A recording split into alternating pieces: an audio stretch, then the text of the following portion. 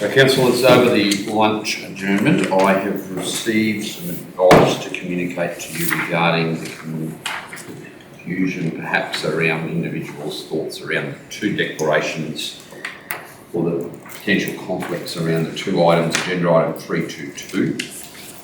The advice from King & Co is that the situation there for businesses within the community is that a councillor who owns a business, their participation in that discussion and voting thereon is not contrary to the public interest. So therefore the test that would apply to them is not a interest.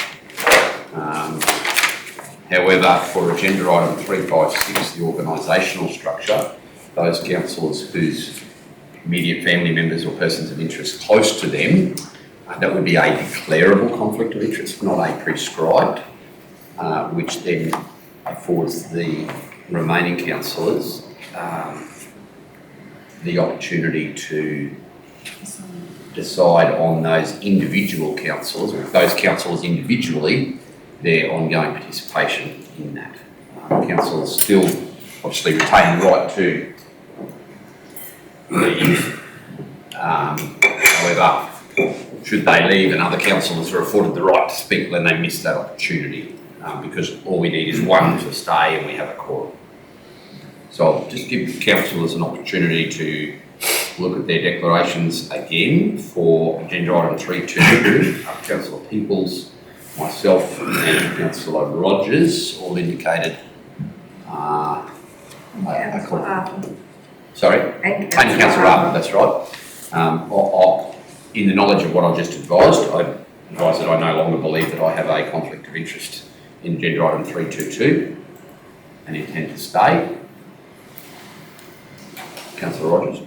I agree with you, Mr Mayor. I'm going to withdraw that conflict of interest. And Councillor. I'm similar, Mr Mayor. Thank you. Same. Councillor Peoples, have you? Mr Mayor, can I just get a further explanation of how this actually works, please? The why leave town? Yeah. Yeah, well, certainly, because that's where we're about to go to. So are you, for now, removing but reserving the right to reintroduce it at some later date? Your conflict of interest? I haven't made up my mind yet until I hear how it works I actually. can't really proceed with the agenda item until, if you're still maintaining your already declared conflict of interest, you have to leave the room. But I can go through it and then before we get to the decision or any debate on it, if you think that you want to reinstate your conflict of interest, well, that would be what I'd do. So if you want it for temporary, to understand the briefing, to get the briefing from the officer for the agenda item, if you want to remove your declaration, and then before you or any other councillor says one word or we go to the vote, if you still believe that then at that point you have a conflict of interest, you can reinstate it because everything you're about to hear is common knowledge anyway, can be common knowledge, it's not a confidential briefing. I don't understand how that makes any difference, but anyway. Well, if I go to the agenda item with you having a declaration, you have to leave the room because currently your declaration is that you have declared an interest and you intend to leave the room. So if I go to agenda item 322 to get a briefing on how it works in the meeting, you have to leave. I've got to withdraw the declaration to hear how it works and then I can okay. You reserve the right to reinstate it at some point later in the debate. I'll withdraw and listen to the how it actually works, Mr Mayor. Thank you. Councillor Plum, you're doing there.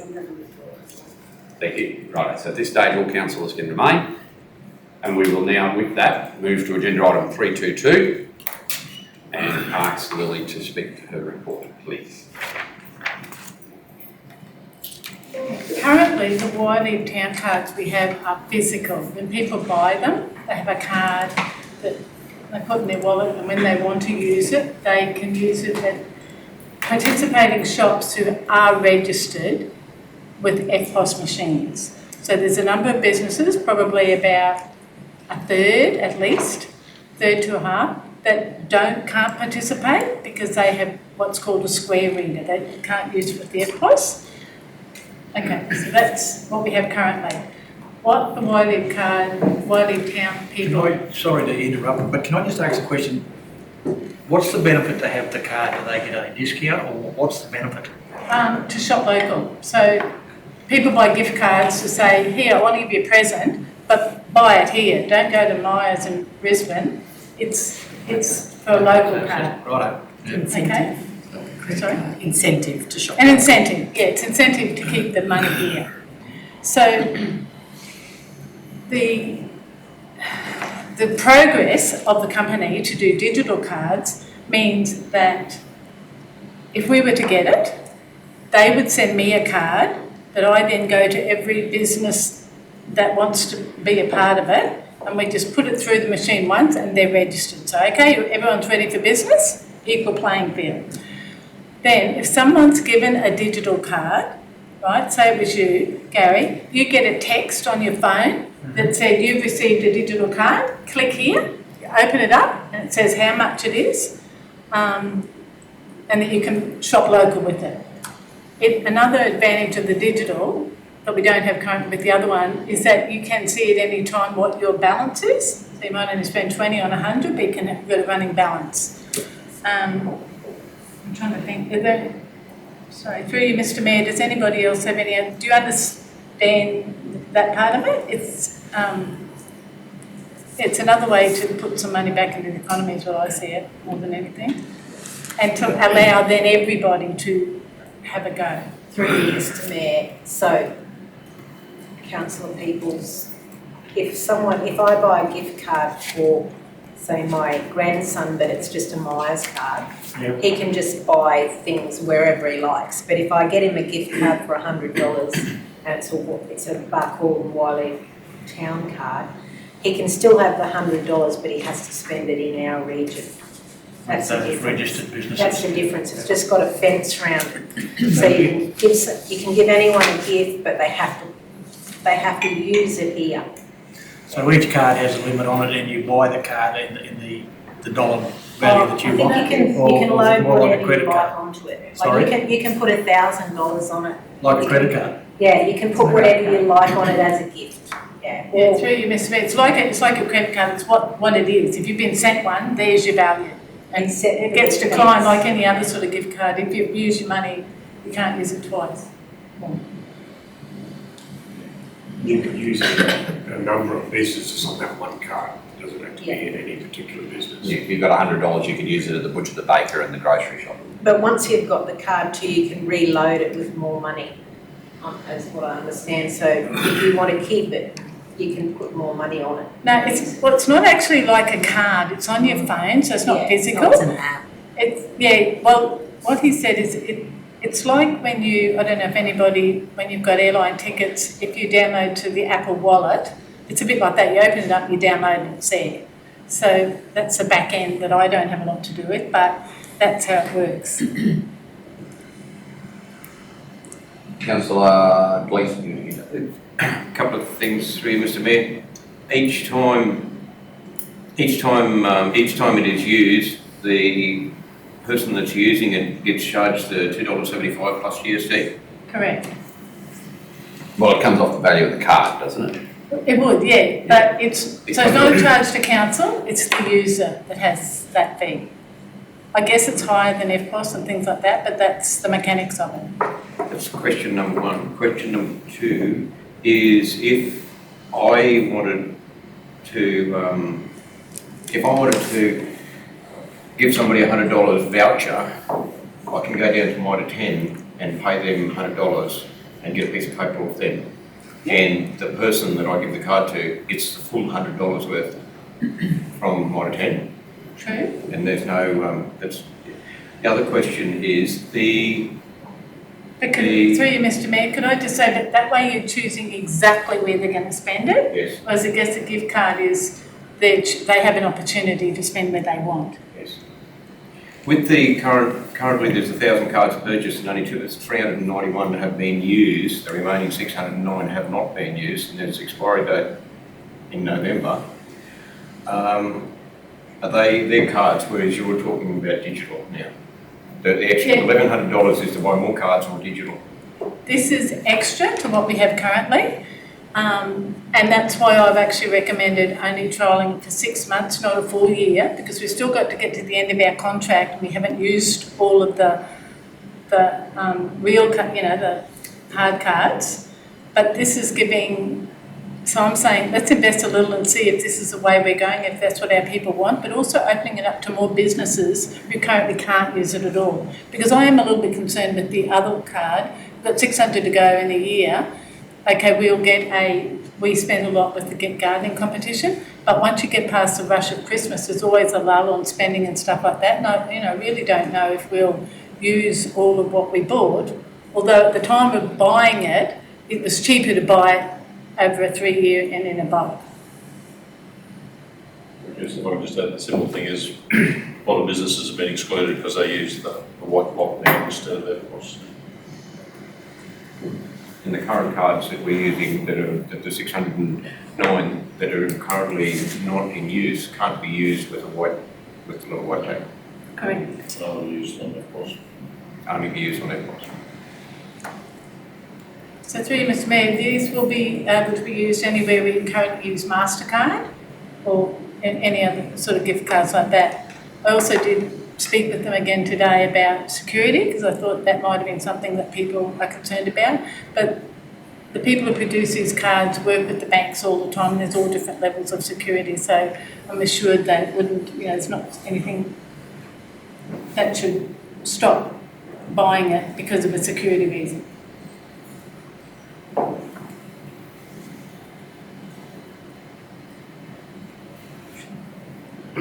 Through you, Mr Mayor, the current arrangement we have is set to expire November 24, that's right? Yep. What happens to the cards and the money that are still loaded at that time? Because are they considered gift cards? Because gift cards, you've got to have a minimum 3-year expiry on them now. So if I buy one in October Yeah, I'm hearing you. and put $1,000 on it, unless they are exempt by law, that's got to exist for 3 years. So does that mean we have to keep paying for 3 years, or do they honour those? We've only got an allowance until 2024. There's still the same expiry that would go beyond that. Once we finish that one, those will have their normal expiry after that. It's just we can't continue to issue anymore. Correct. The cards remain valid for the period of expiration, but we Yeah. can't keep sending more out to them. Unless, excuse me, through you, Mr Mayor, unless we said, let's go again. Through you, Mr Mayor, so the 600 though that aren't at the moment, that haven't been used, that you mean they haven't even been loaded? Correct, that's They're just sitting there waiting for someone to put money on them. They're not like sitting there with $1,000 in them or anything. No, They're just empty, Understood, yeah. no. And the ones that have been issued that have got money on them, well, they don't expire until 3 years after the date. And the other thing is that we know that people get these cards and they sit in their wallets and they don't do anything. So I almost wonder if you got a text and there's your money, people might actually react quicker. They don't forget about, they might forget about the card or it doesn't suit them right then. But by opening it up and having more places that they could use it, they might use them quicker. Through you, Mr Mayor, how many cards does the $1,100 buy? How many net, digital cards goes with that? Is there a limit? It depends on the value. It's the value that is loaded. No, how many cards The $1,100. for $1,100? How many digital cards will No, they give out for? that, through you, Mr Mayor, Is it- that's the cost of Wairau Town providing us with the tools to go and do this. This is what it's going to cost. So there it's- could be 1 million cards. if we Correct. wanted. Yeah, or. Correct, or none, Yeah. yeah, that's right. But it's opening up the ability for businesses to receive gift cards and for people to use gift cards digitally. Yeah, whereas with our other hard cards, there was a limit. There was 1,000 cards for a certain amount of money and that was it. Yeah. Correct, yeah. They're a business. Yeah, $5 instead. Okay, so I can walk into a hotel in Barkey and buy a shower of drinks. And I do that several times over the night. Then I get a bill for those drinks, do I? How do I, or do That I just have a comes figure off. on my phone and it just starts to wear away from that figure? Yeah, it's just like an FPOS card, it's just $200 in your account. You go And in just there, wear it out, just wear it okay? out. You can go buy the drinks and then you can get the fuel on the way home, provided you didn't drink. And every time you use it, council people, it costs you $2.75 plus GST. The nice thing about it is you can go to your link and you can see how much you've got left, if you've got any more drinks. If you use the digital one, whereas you can't with the physical card. Yes, correct. Through the chair, I think we've talked about credit card before, it's more like a debit card. Okay. Payment means. You see the young ones today with their Apple Pay, they just fire the phone up and just flick it across. This is not something that an individual would go and get for their own use because of things like the merchant fees, like Councillor Gleeson suggesting. This is something that people do where they are gifting somebody something because they might want to make them feel better and give them the opportunity, or so the money, the merchant fee is costed against the money that you put in there. So if you spend $200 and you spend that over 2 transactions, it'll cost you $2.75 at each transaction. $3. $3. Excuse me, through you, Mr. Mayor, the shops, you have to be registered. Who registered?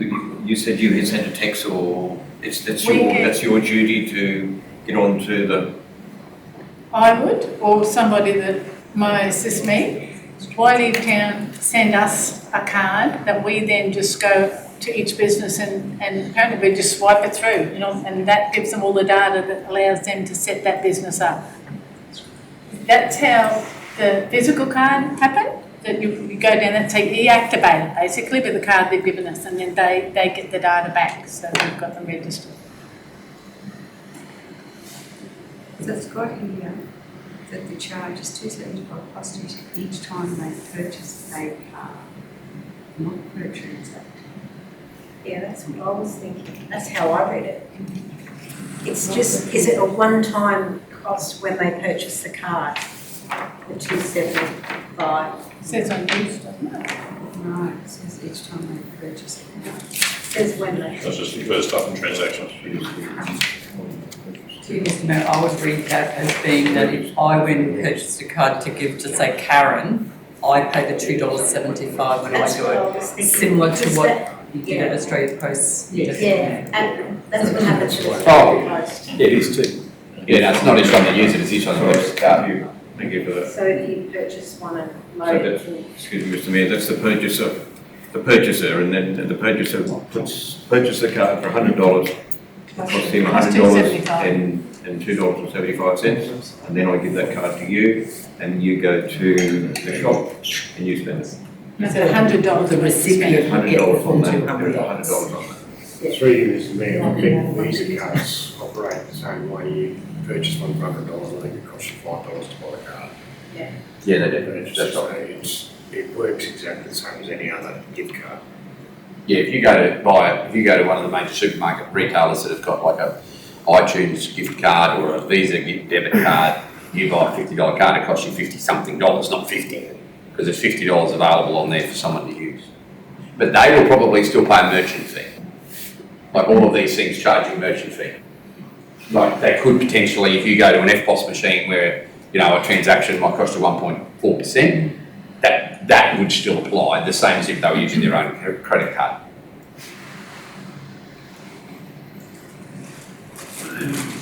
The merchant fees are charged by the bank and the user in that case, not the bank, the card holder.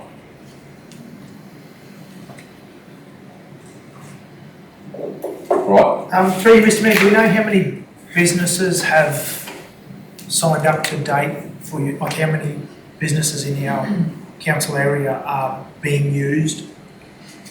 We do get a tally of, there's about No, it's more like a half. They've got the physical ones, but a half don't. The other thing is like we've got the top 10, and mostly it's used by Cornet or Petrol, sort of housekeeping kind of things, rather than, you don't see many hairdressers or sort of luxury items on it. But Mooney's have it. Like there's a mixture of businesses that have it. Yeah, but is that And 100 I do businesses or believe. 30 businesses, like the number? Oh, That's 75. I have not actually counted it. We would have it, we do have it, but I see this as an opportunity to weigh them up over the next year. And you've got two options. Everybody's got the same, they've got the way to use it, either physical or the digital. And at the end of the time, see whether it works. When it's time for the contract to be looked at again next year, then you go, okay, did this work, did that work, what should we do moving forward? Through you, Mr. Mayor, if someone wants to buy a digital card, can they just go online and buy it, or do they need to physically come into an office and buy it? That's a good question. Currently, you go online and get it, That's a good. but you that's can a- also get them from the information centre. Because having to go into physically into an office is sometimes people just prefer to get the card online and just send it straight to whoever is receiving it. It's there instantly. So It's on the website. oh yeah. You can buy it. So, so at the we moment do you can buy a card on there, but you've got to come in and pick the card up. But if we got a digital card, you can buy the card there, and then it's just digitally. On your phone. It's all online.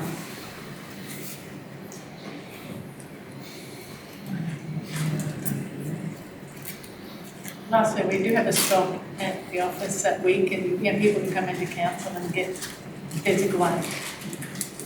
I put this forward because I saw it as an opportunity to try and give everybody the opportunity to use it.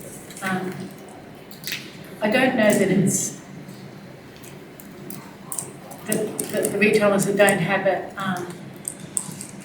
are really bothered about it, but at the moment there is a difference. Some can use it, some can't. So, we do have something on offering that not everyone can use. So it's good, it's putting it to you to see if you think that we should make it a fair playing field. Well, your mention that the luxury items are not on there is probably because most of those ones have got square.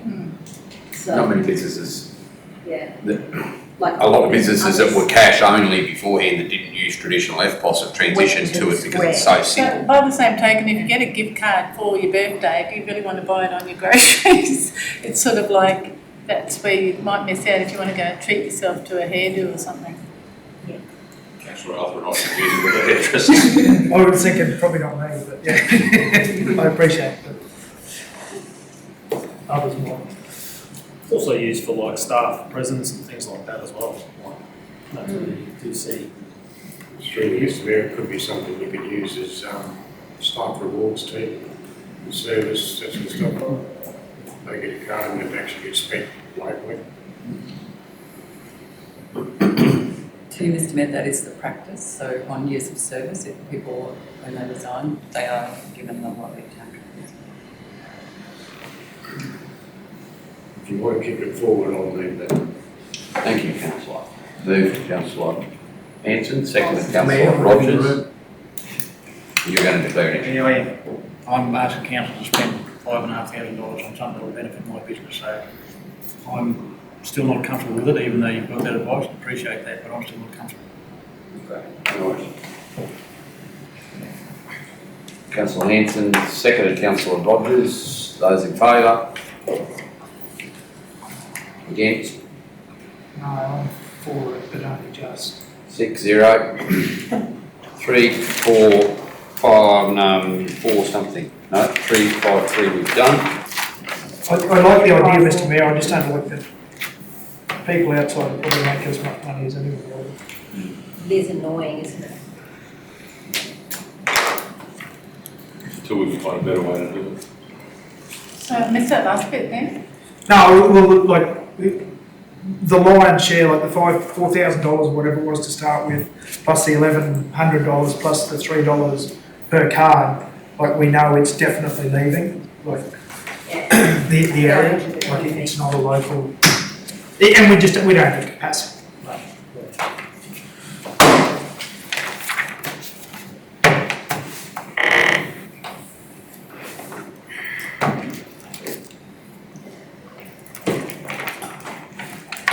Thank you, Lord. Right, can I have somebody move 354 be received, please, the Workplace Health and Safety Report? Councillor Plum, seconded Councillor Beatles, those in favour? Carried 7-0. Just taking the to councillors, the safety management system's all been adopted and being rolled out across the organisation. We did consult widely with staff. Yeah, it's just an update of what's happening at the moment.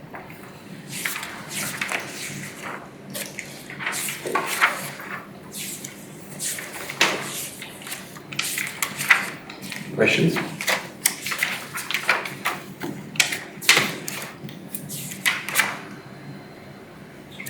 Three, five, can I have somebody move to receive the annual operational plan? Councillor Rogers, seconded Councillor Gleeson, those in favour? Councillors, take it, this is just your first quarterly update. Just the progress. 7-0, sorry. Yep.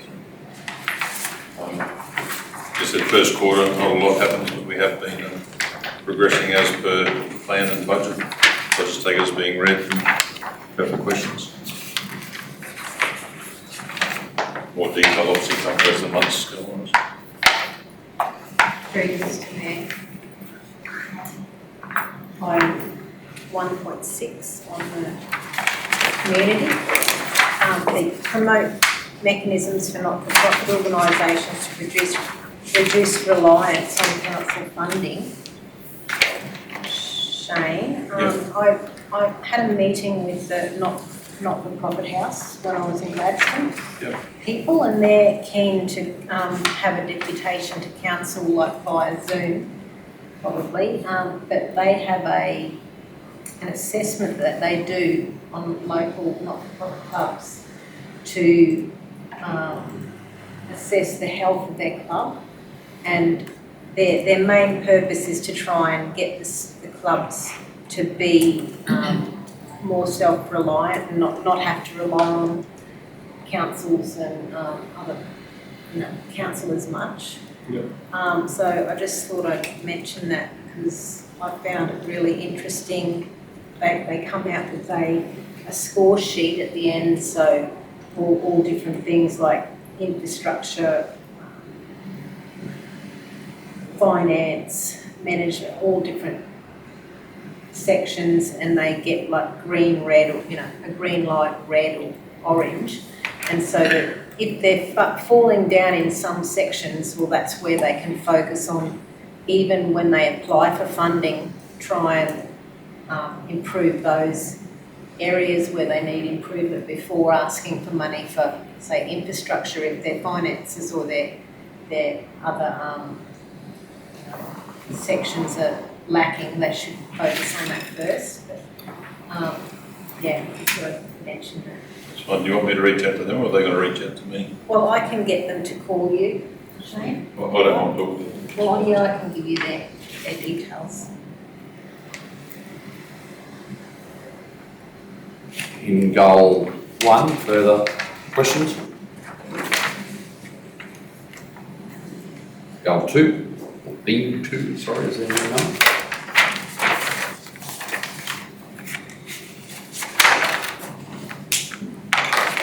It's pretty early days. Theme 3, I'll just add 3.4 there. We had a footpath issue out there, which we've redone the footpath in front of the school, so I think that was completed all right, Councillor Peters.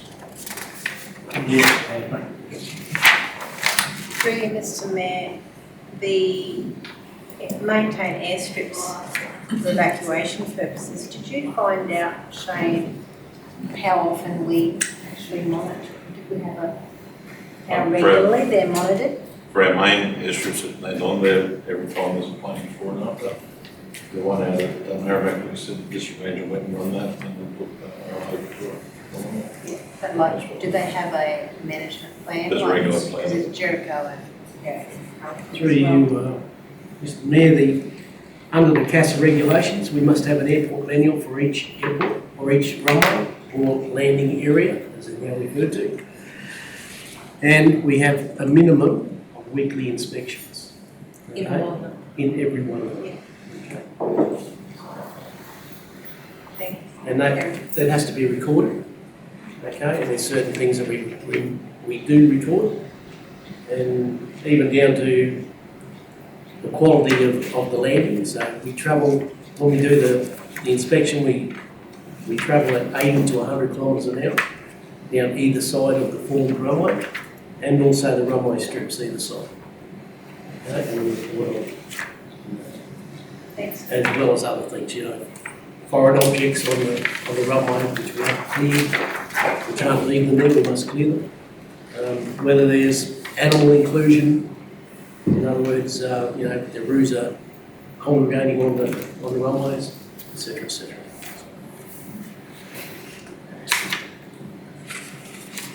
Goal theme 4. Councillor Hanson. Just 4.4, where we have a weed pest eradication program. I don't know if the ski park can be involved in that or not. I would have thought it may not come into that category, but might give us access to some sort of funding for weed eradication of the ski park. It's not notified with pest.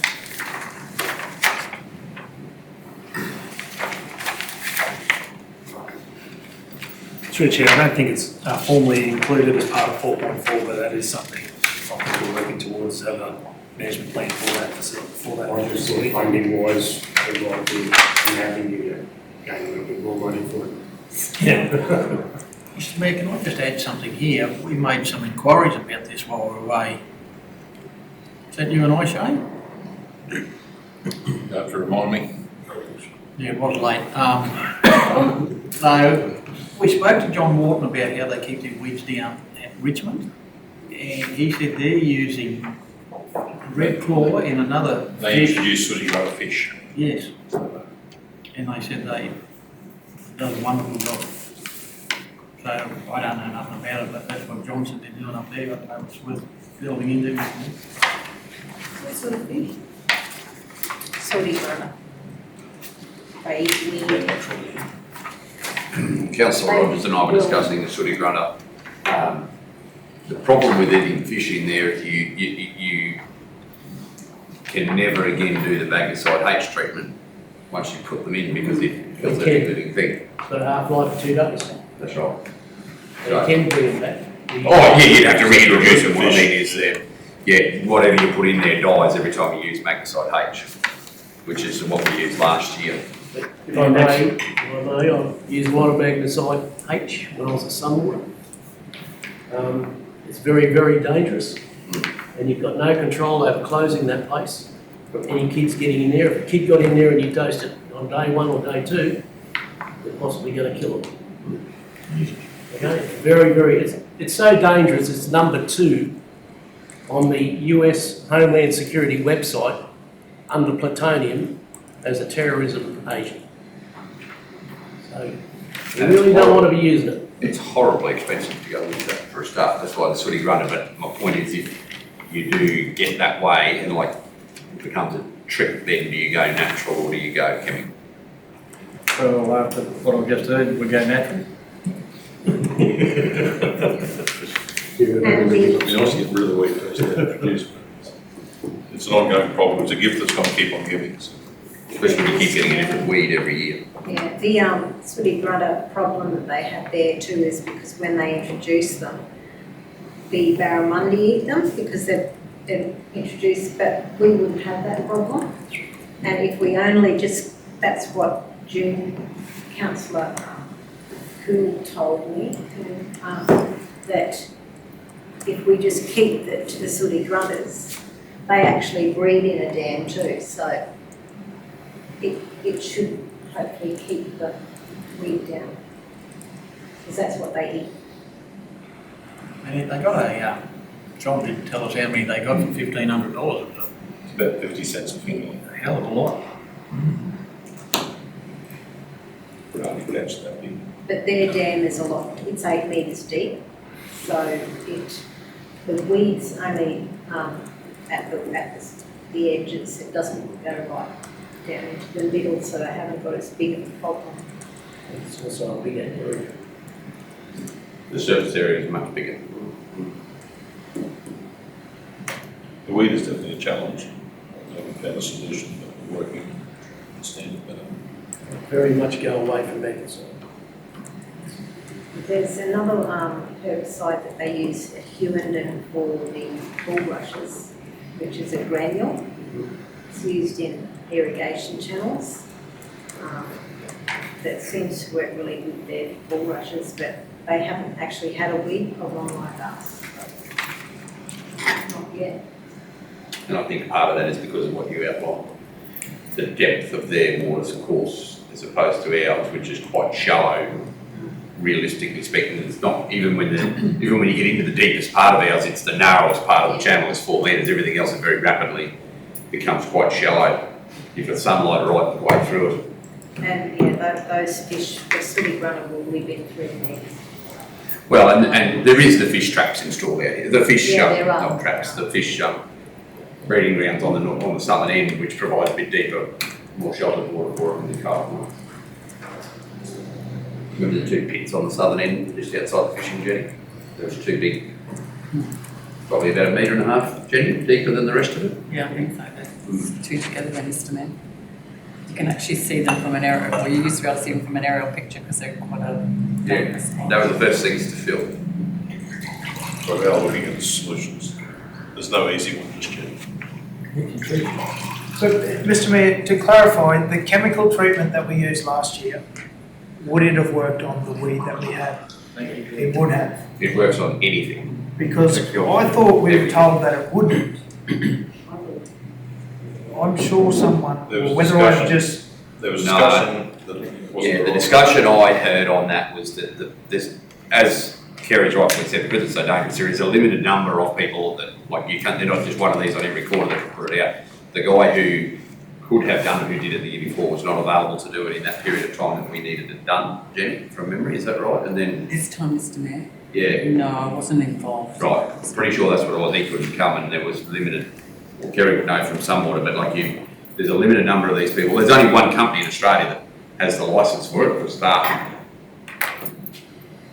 no, but I seem to remember, I'm sure we were told, and maybe I misheard, that it wouldn't have worked on this particular weed, but. We were definitely advised by someone that it's a different weed. We don't, it works on all forms of life. Yeah, that's right. And we don't want it, do we? No. I prefer not to have to spend $60,000 every time we treat it for a start. And secondly, it does mean that if you want to use it, you have to have complete exclusion like we did last year for a protracted period of time. And, you know, all it takes is somebody to think they're smart and work their way around that. And as Kerry said, you've got a problem. That's the problem, Sean. Someone takes no notice and we end up with some kid in there. And,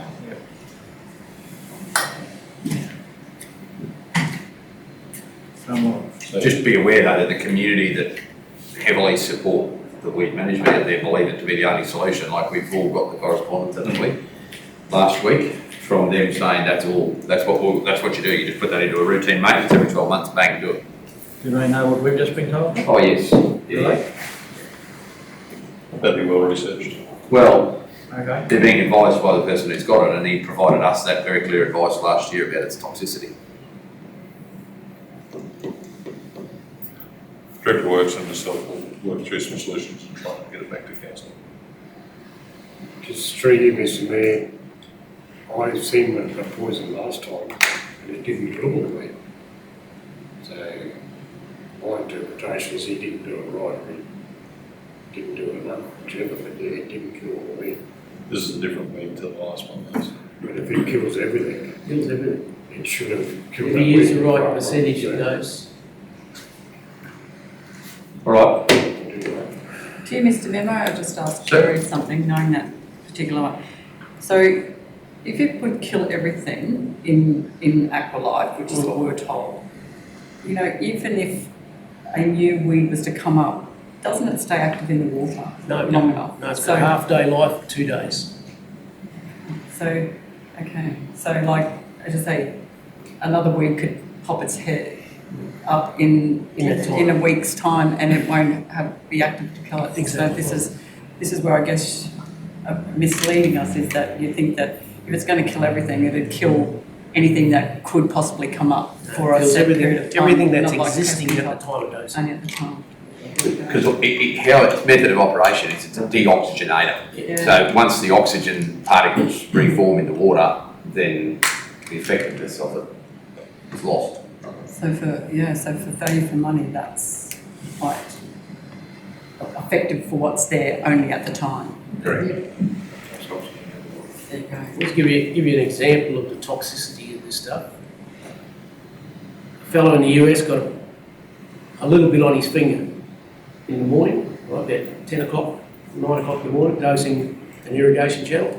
Didn't bother washing his hands. He was dead by 6. That was of the raw material. Yep. Is this the same, now that you've told me that story, I was talking to fella from Fox Helicopters in Richmond because they poison theirs from the air, stuff called red loam or something, and he was saying it is so toxic you can't touch it. But that's different to what we were using. It's different. It's magnesite H is different. Are they both the same? Because he said you put it in the water and whatever it touches it'll kill, but it actually didn't kill the fish, but it was very, very toxic. Whereas I've always thought this other stuff, it just deoxygenated the water. That's how it worked. Well, not if you let it touch you, it'll affect you as well, but yeah. But the other stuff would, if it didn't kill the fish, it can't have the same method of action, It'll whatever it is. only kill them if it touches them. Yeah, well that's, Yeah. this is different stuff. Because a turtle, believe it or not, can actually survive. It's head off, but if it, you And know. that's this stuff. Mm. But yeah, so how would it kill a human? Only if you just touch it without. It's into your So bloodstream. what happens when it gets into the water? Like once it's in the water, a turtle can survive. Turtle comes up to breathe. So what about a dog? Yeah, they die too. Goes under. Can't they come up to breathe? Yeah, but if you ingest it, you're going to get very ill, if not die, if you ingest it. Now, out at Emerald, at the irrigation channels at Emerald, a lot of stock and domestic supplies come off those channels. We'd only close off a 40-metre section of channel. And obviously they get a week's notice, and there's drop boards, signboards. They go up and all the locals know that it means a Crolian dosing. Okay, so you don't go anywhere near it, because that's the other name of it. Magnesite H, it's a Crolian. And but they know they can't, they always give a day extra after the 2 days of dosing. And we go out and test before we open the channels up again. That's how we used to do it. But when you see the blokes who are dosing, they're bombed up the buggery in it. Big hazmat suits, big hazmat helmets. Okay, we're not even allowed to take, they come in 150 kilo cylinders, and we get special trailers that we towed this stuff around, and we never went on a public road. It was always on a subwater road through all the channels. It was just too dangerous to take on a road in case you had an accident.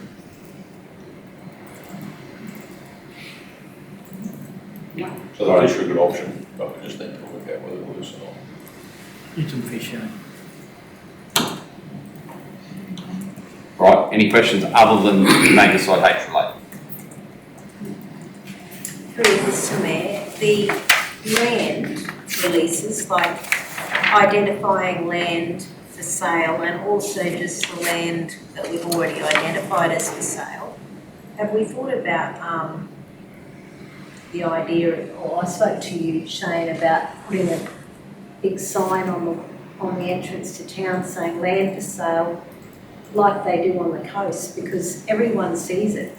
Everyone who's driving past sees land for sale, like, and ring this number, and I just think that'd be something that could be. Yeah, I think once we get all these development subdivisions up, it become opportunity then. In all our towns. Further, question 5, theme 5.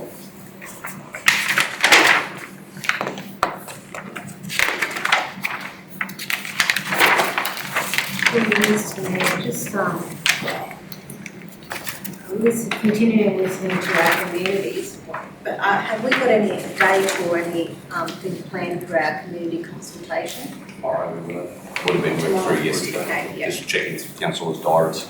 Yeah. And now that the EOIs are out, Buckhorn, specifically the Buckhorn town, community consultation, we'll just work through some potential timeframes to hopefully have those EOIs back, and then potentially a draft concept that we could have out for discussion at that one in particular. And through you, Mr. Mayor, those big, the trucks with the tanks for firefighting trucks, are they, Just the when tanks, will you mean? they come? There's no trucks, they're just Oh, okay, tanks, yeah. just petrol tanks. Are they, They're already here. are they here already? Yeah. We've actually had our stuff go and just test and make sure they're all operational as well. Because it's.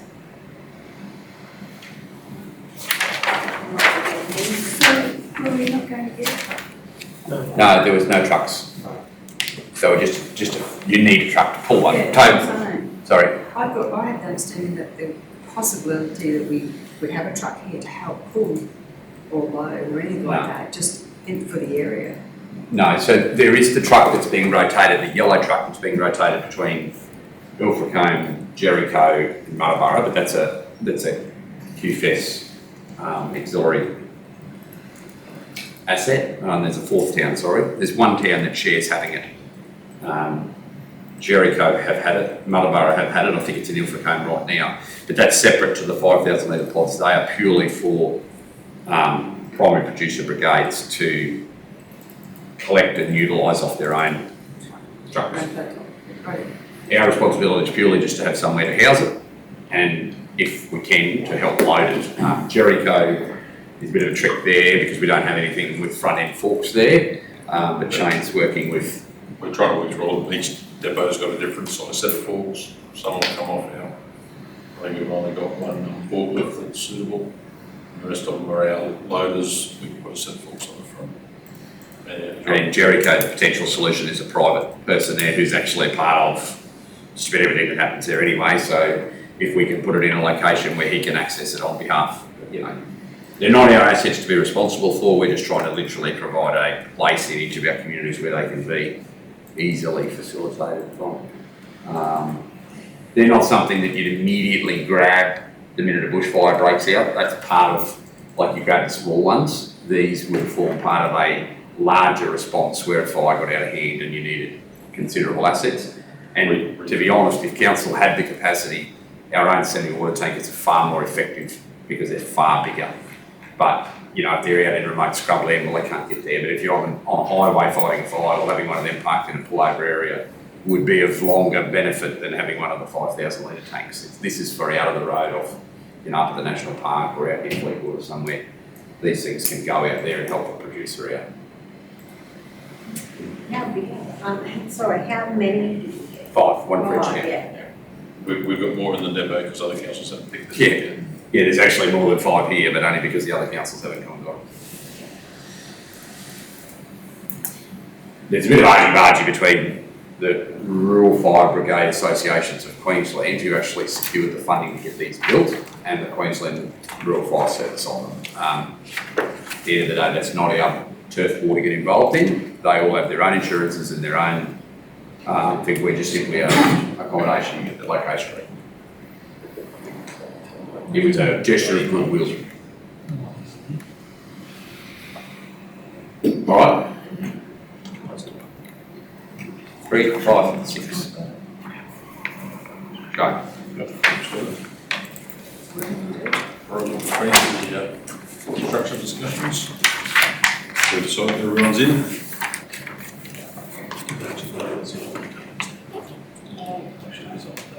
Oh, no, so we actually have to go through this process. So, has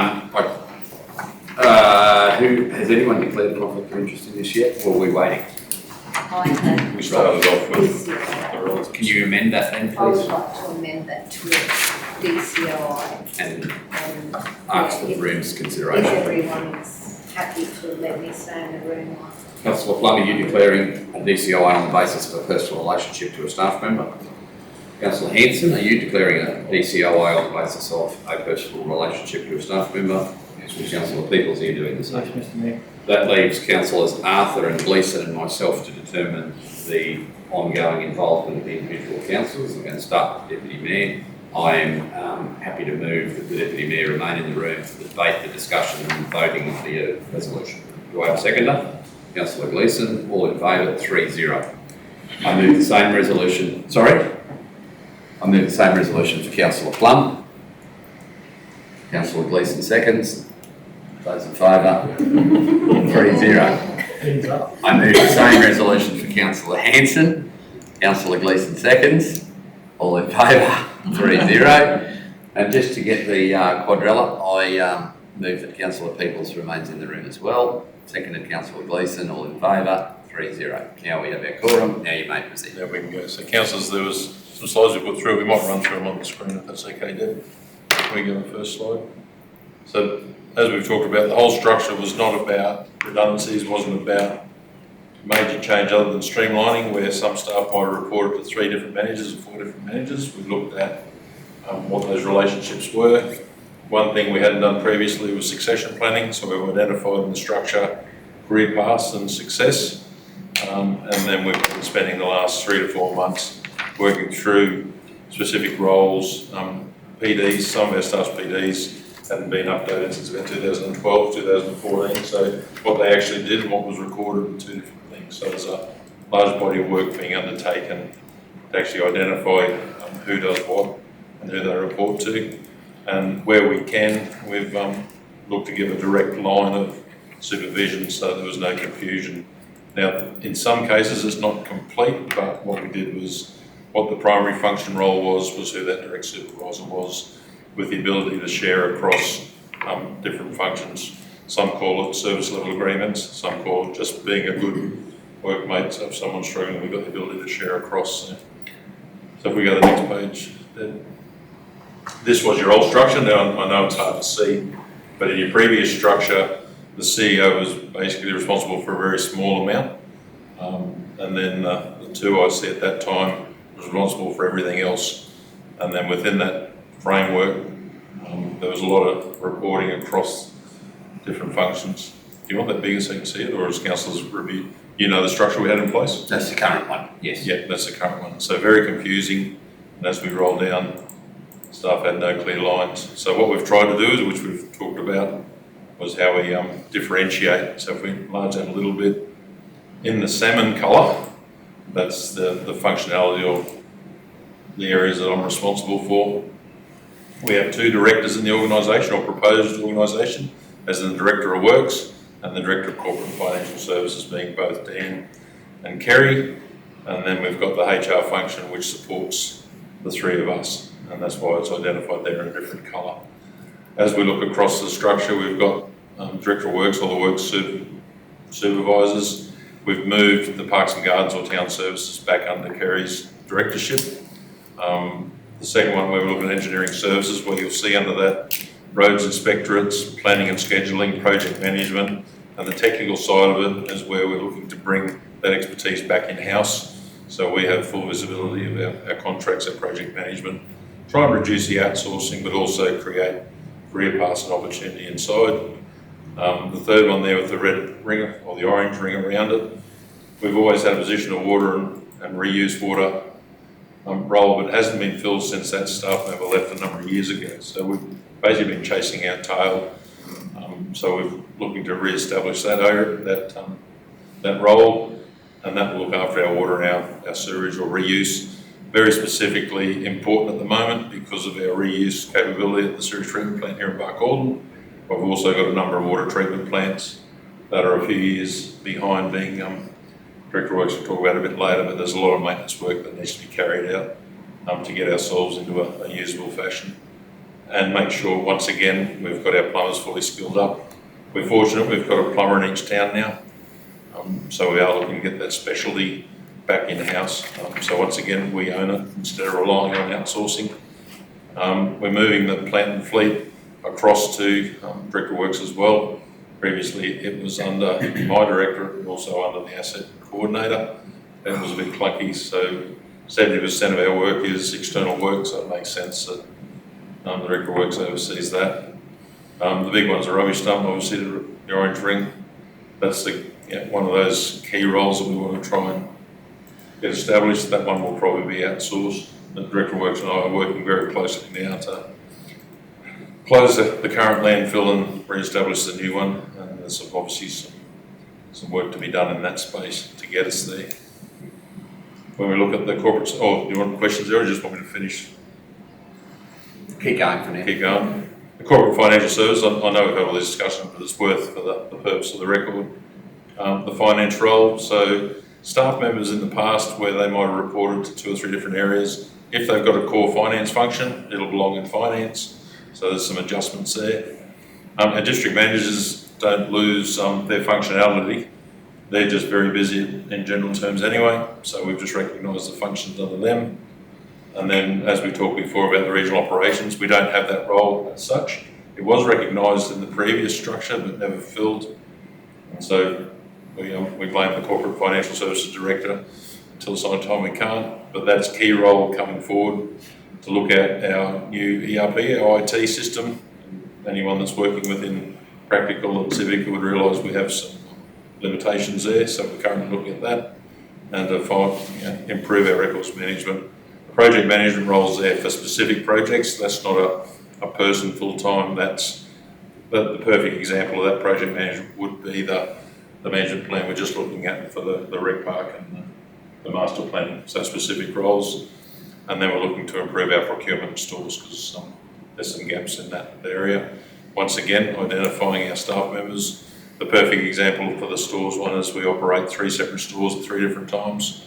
We're looking at a decision maker and support. Also an opportunity there for succession. So you've got a career path in that area. So I guess that's the structure we're looking at. We're flattening it out, but actually giving people direct lines and as you'll see there, a clear line of reporting about who's responsible. Can we stay You want to there, go back to that? please? Question.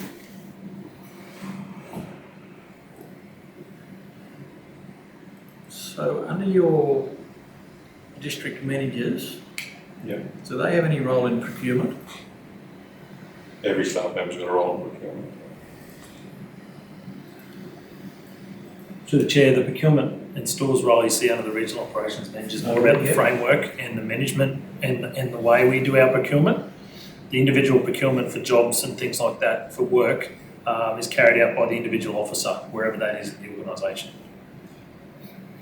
I understand that, but then if those officers then still come back to either probably our Director of Works or our district manager for sign-off. Yes, still delegations under that responsibility. So. And underneath the district manager, there's no procurement in there. Oh, it's exactly the same under Engineering Service Director of Works. That's all part of their KPIs under their PD. So if the district manager was doing a job at the pool, they need to bring a contractor in to do work, they would put that in their team, they would put that quote out, the request for quotation out, they would come back, they'd make the assessment, make the decision in line with our policies, and then deliver that work. The procurement stores role is not to go out and do that request for quotation. We do provide that service and support for teams if they require it, but it's more about setting policy, looking at the compliance with that policy and undertaking that training, which we're not doing at the moment. Okay. So that's a support function as opposed to the actual delivery of procurement as an element of delivering that service at the pool or town commons or whatever that is that's sitting with the district managers, that would still be done and managed by the district managers. Right. I've had the argument before with regards to parks and gardens, so I won't go back there. I still think that's something that district managers do, but we've been over that. The only other thing I'd say, Mr Mayor, is the manager of people and culture looks like a third director to me. It's not. I know it's not, but it looks like it. And anyone looking at that structure could probably come up with the same outcome that I'm coming up with. I think that manager of people and culture should be down the line. We've got 2 directors, and that looks like a third.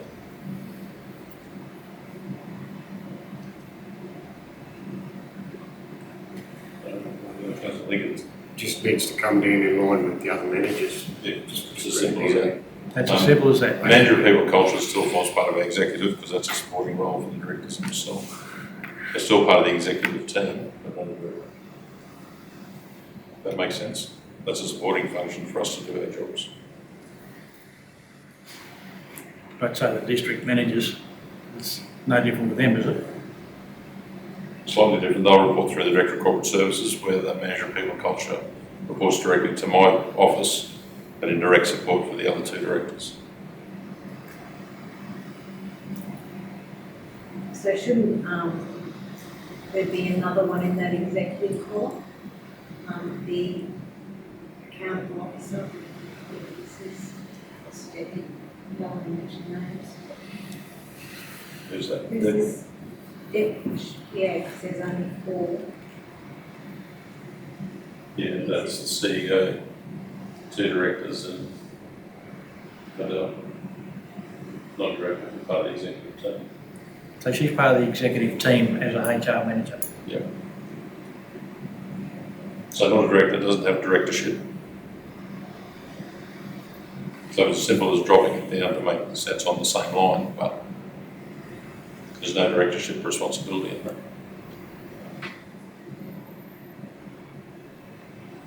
You're more worried just about the visibility of it and how it looks. Yep. Because currently, the manager of people and culture is not just one person, or it's not just a function, it is a person, and they do have 6 or 7 staff. Well, Except payroll, and they've got about 20 staff, really. Then you count community care services. What is it, 2 in payroll? Yep. 4 in HR? 2 in HR, 2 in payroll. So there's 4, and then there'd be what, counting the casuals in community care, there'd be 16. 10 or 12 of those.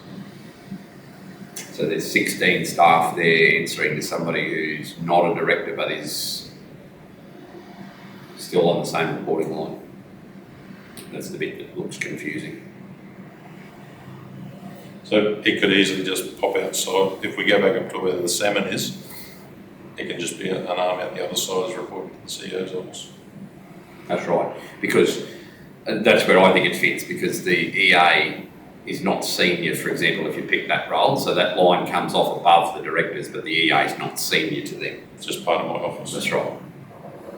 In fact, that line nearly could be a direct line to the CEO, rather than a line in between the CEO and the Director of Works / Director of Corporate Services, because those people answer directly to you. Those functions answer directly to you, and so does the people and culture that's directly to me too. That's right. So those 2, instead of diverting interior, they could report directly up. Yeah, so we can put that as a wing on the other side. Yeah, and change the lines instead of east-west to north-south. Would that work for you? We've got 2 directors. Yep.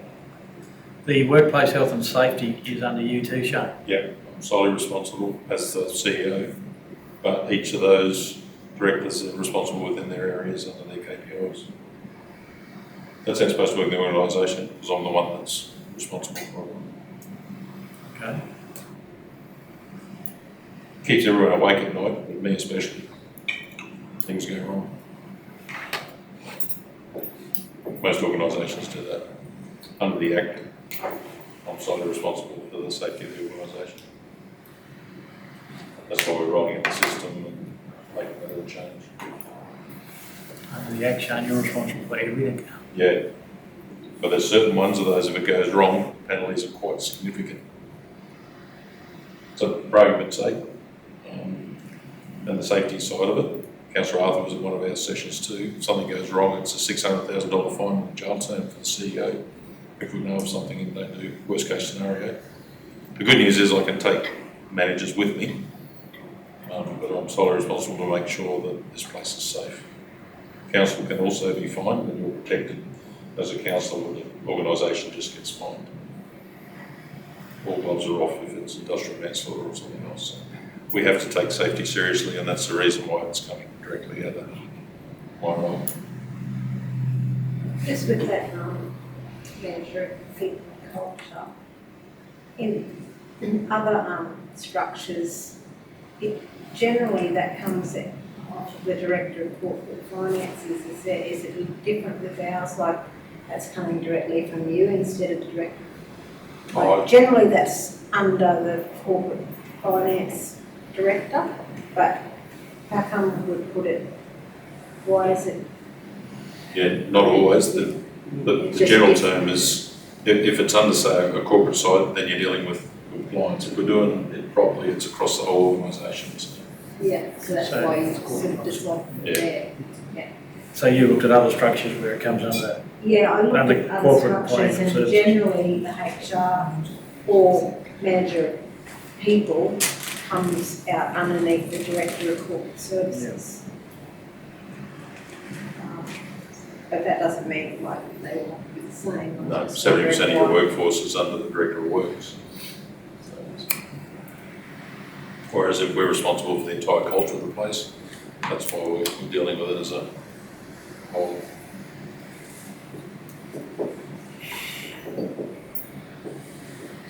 Through you, Mr. Mayor, where you suggesting to move the grey box, the people and culture, up a tier? Opposite the salmon. Yep. Opposite the salmon.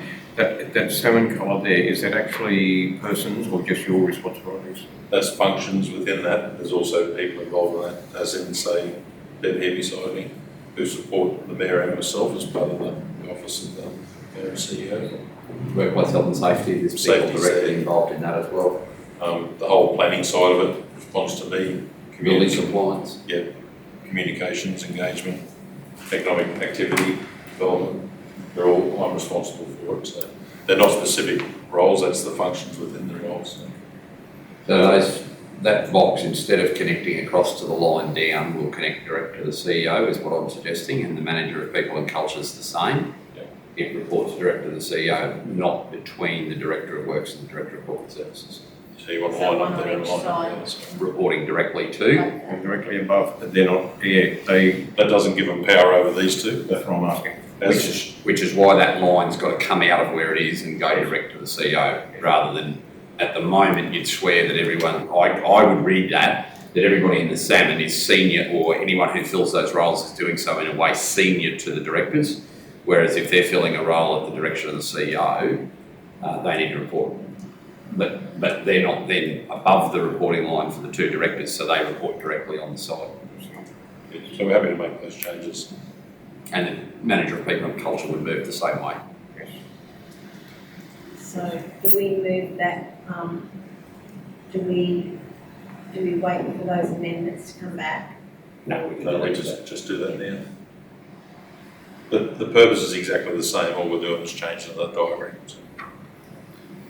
The concept's not changing, it's just the representation of it. Any further questions? And then I guess, is there a squiggly line that signifies like senior management? Like, so do we still consider the district managers senior management, but not Not executive. not executive?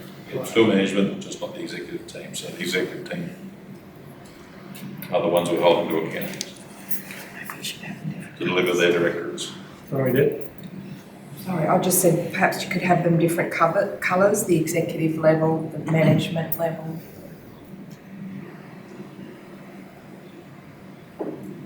Yeah, if you're happy with those couple of changes, the core function's not changing. We've streamlined, we've provided some career paths in that.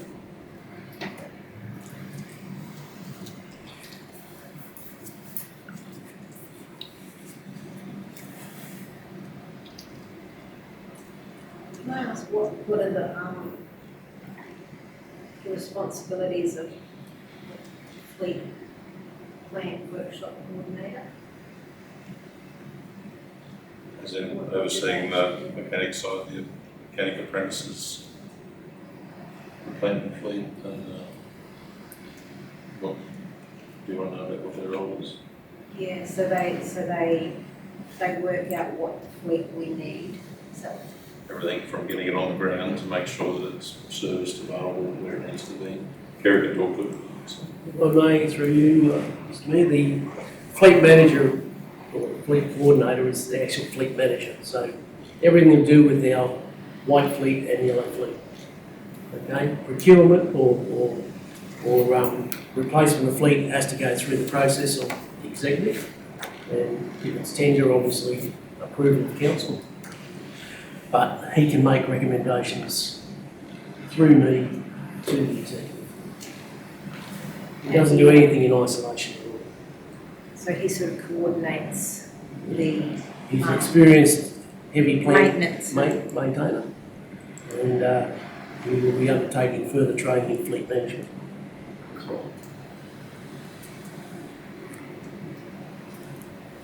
So what is his responsibility when it comes to apprentices? He's to coordinate, he will coordinate the training Yeah. and ensure that the apprentices are with the appropriate tradesmen.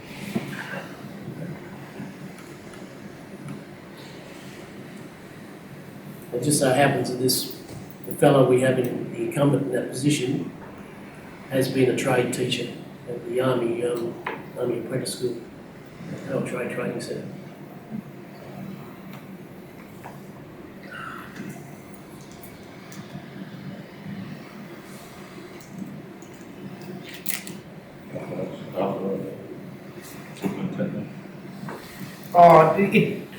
I know we've recycled and moved positions around, but it does look like we've added a layer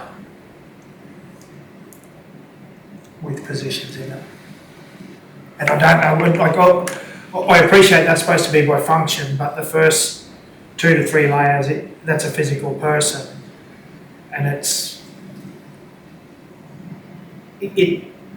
looks. So that's your management group.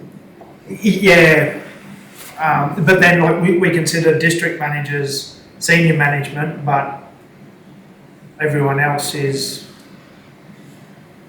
like lower, but we don't visually represent that well in there. When you mean everybody else, which other levels would you think would fit underneath? Oh, no, I don't think they do. But when you look at that, it looks like so if you were to know that district managers are senior management, like on our website, we've got a photo of bang, bang, bang, bang, bang. Yeah. But you have a look at that, but then, all right, so where's the manager of finance or where's the fleet? Like the level representation in that organisational diagram, it appears that where there's 1, 2, 3, 4, 5, 6, 7, 8, 9 boxes at level, it's not unreasonable to expect, like if some of those are senior management, then the rest are. It's very hard to diagram to show. See, to support, but then to equally conflict what you're saying there, councillor, I would see the 3 district managers and the 3 senior work supervisors as being very senior management without being executive necessarily, if you want to use that differentiation. I don't care if you use it, but different levels, because they directly have the biggest volume of staff.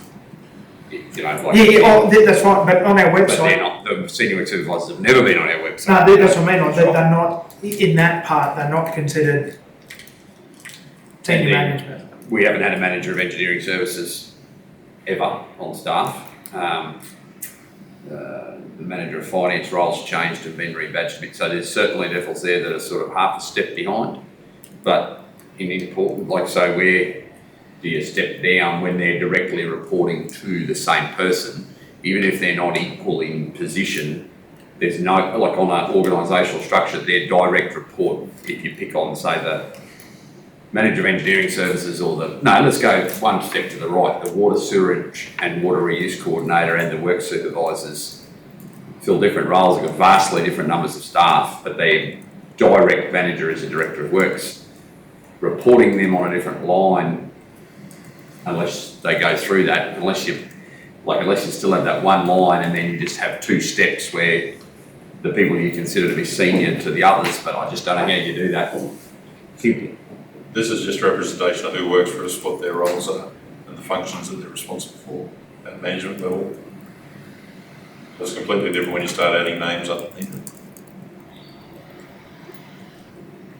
But is it that different? Just different when if Councillor Arthur's looking about how each role is important.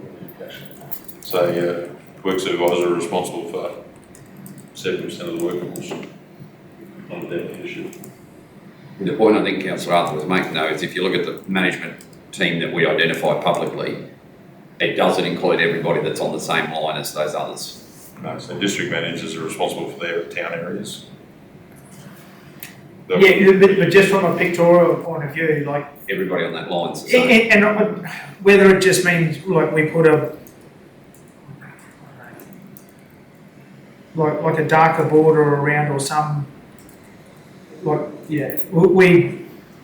we have like a director level, and then we've worked out that third one is not, and I know it's not about level, but when people look at it, they will look at it and go, oh crikey, we've got, as we've already discussed, 3 directors, even though we've only got 2, and then we've got 1, 2, 3, 4, 5, 6, 7, 8, 9, 10, 11 at this level. See, a way to deal with that potentially, if you look at the representation, even the function of the title, if you physically stepped these 3 boxes, even though that line might move, if you physically stepped them 3 boxes so that they sat there, because they're called coordinators as opposed to manager. I don't know. That probably gives it a better physical, and I know it doesn't necessarily mean about pay rate or how many staff they respond to, but it gives some appreciation that they're not all the same responsibility. And they are never perfect. I've not seen one yet. The structure is a representation of what areas we're responsible for. So we can change colours, we can make managers blue, or we can make coordinators green. In the real world, we've changed green and blue here to show different responsibilities of group director. Yeah, I thought that was about yeah, like director is like corporate services is green, money, and director works, I guess, is Spin. yeah, probably should be red. I think I agree with Dan too. I think the district managers should have a higher profile in our structure. How you do it, I'm not sure. I think what Mr. Mayor, what Councillor Dillon said, if you dropped that down a little bit, but you could possibly just drop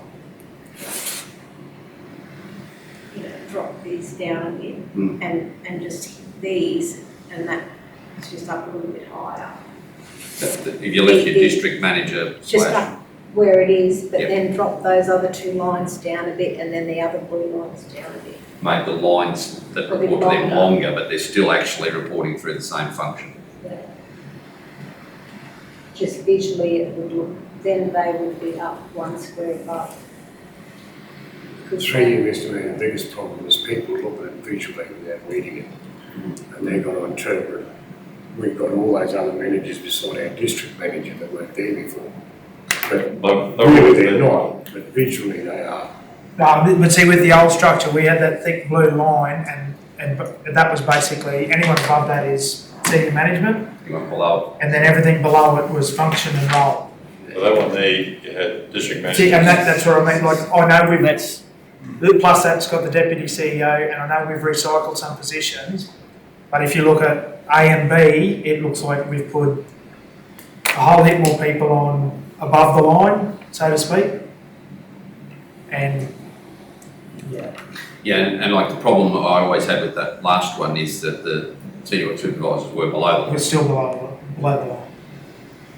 They're responsible for the spending of most of our money and most of our people. It's being changed. So- It has. So the first there where they report directly to our Director of Works, so. Engineering services, our in-house function for all our planning. Which is already, And so, like, have we set the definition of senior management that doesn't include those, or that doesn't include our work supervisor? Like, if council has a senior leadership team meeting, does that include our work supervisors? No. so the senior leadership meeting, the executive team is the Director of Works, Corporate Services, myself, and the HR, because we're dealing with people. Yeah. Then our senior managers, as the district managers. We have included the work supervisors in our regular meetings as well. We would include those other managers as well, As manager well, finance, yes. manager engineer, engineering services, they would all be included going forward. As a senior group, because they're decision makers, which the directors are aligned to roll out the operations. The district managers don't lose anything. If we scroll across to where the current district managers, that's almost identical to what was in the previous, except for where it's been finance, it's been moved into finance. But they're still responsible for a lot. So they've got a lot to do. It's not that the visual representation thinks that they've lost any, it's just that they've been added to, is the problem. The criticism that we're copying in the community is that we've become too top heavy, which we've discussed before. I've got a slide next to show you that. Yeah, but that there, no matter what the next slide says, that's all they're looking at. When they look at the fact that we've got 1, 2, 3, 4, 5, 6, 7, 8 people on the same line, where we had 3 before, none of those functions were there, they all look like they've been promoted and demoted to where you go. The old structure showed 3 district managers and then everyone under. This structure's got just 3 district managers and all those others visually at the same level. I know it's not, but visually to the outside people, they're at the same level. So you've gone from 3 to as the mayor said to 8 or whatever it is on that level. And visually it looks like we're going top heavy, but really we're not. But the community won't look at it like that. So we'll move those lines down so it shows. Really, we'll just look at that line, oh, they're all extra managers. That's all they're gonna see. They're not gonna see what they really are, they're just gonna see them as extra managers. So from council's perspective, move those lines around. So you've identified who's who. People and cultures that people have moved initially and then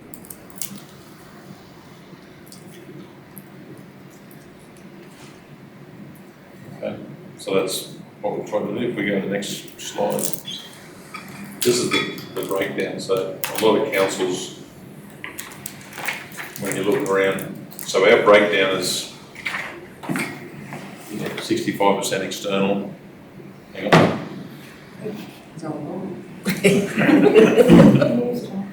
Yeah, so generally look around all other councils, it's almost about a 60-40 or a 50-50 split between inside and outside. We're a bit of an anomaly where most of our staff are external, not 50-50. So we have got predominantly more external staff. And those numbers there, we're less than, our core number is somewhere between about 167 and 170. And it's been like that for the last 5 or 6 years. So we haven't lost functionality. What we've actually done was fill vacancies that didn't get filled in the last 2 or 3 years.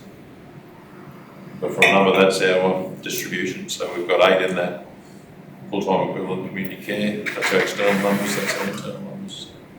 And that's including your casuals and your part-timers. And I guess the difference to the other towns is physically the Barcaldine district is, like our outside area is smaller, so when you have a look at Alfred, Jericho, plus we have more regional roles here, like where we've got, because there's not that much difference between internal and external. for Barkey, but it's, well, especially Alpha and Aramac, the next two bigger sized towns down. But that's pretty consistent what it's been for the last 4 or 5 years.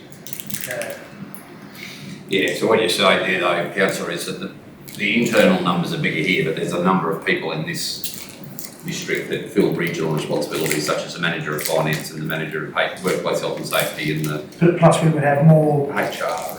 like especially Alpha and Aramac, more workers that spend more time, I guess, on rural roads and stuff like that. Like, because the Barkey area is smaller in some of that capacity. Like, we're going to go so far that way, whereas Aramac go 3 times as far to the northeast. And I just thought that was a Victoria representation of how we break up our workforce. Well, it doesn't say that because the external is 37 at Barkey and Alpha and Aramac are 31 and 34. And that used to be different to that years ago. How long ago? The last 3 or 4 years, we're very consistent. For the Oh last no, I'm going back. 4 or 5 years. So. At around, I'll probably be going back too far, but there used to be about 60 or 70 staff in Aramac Marlborough. Yeah. I just went back 3 or 4 years, so that's pretty comparable since. Total staff councillor. Yeah. I dare say Alpha would have been greater too. So 47 plus 6 is 53. So a few down there, and what's Alpha? 42 and 4 is 46. I just thought it was a good representation about where things was. I think it's really good. It's really good. The only thing excuse me, Mr. Mayor, our HR person is an executive. Is that what we're, HR is executive? Part of our executive team.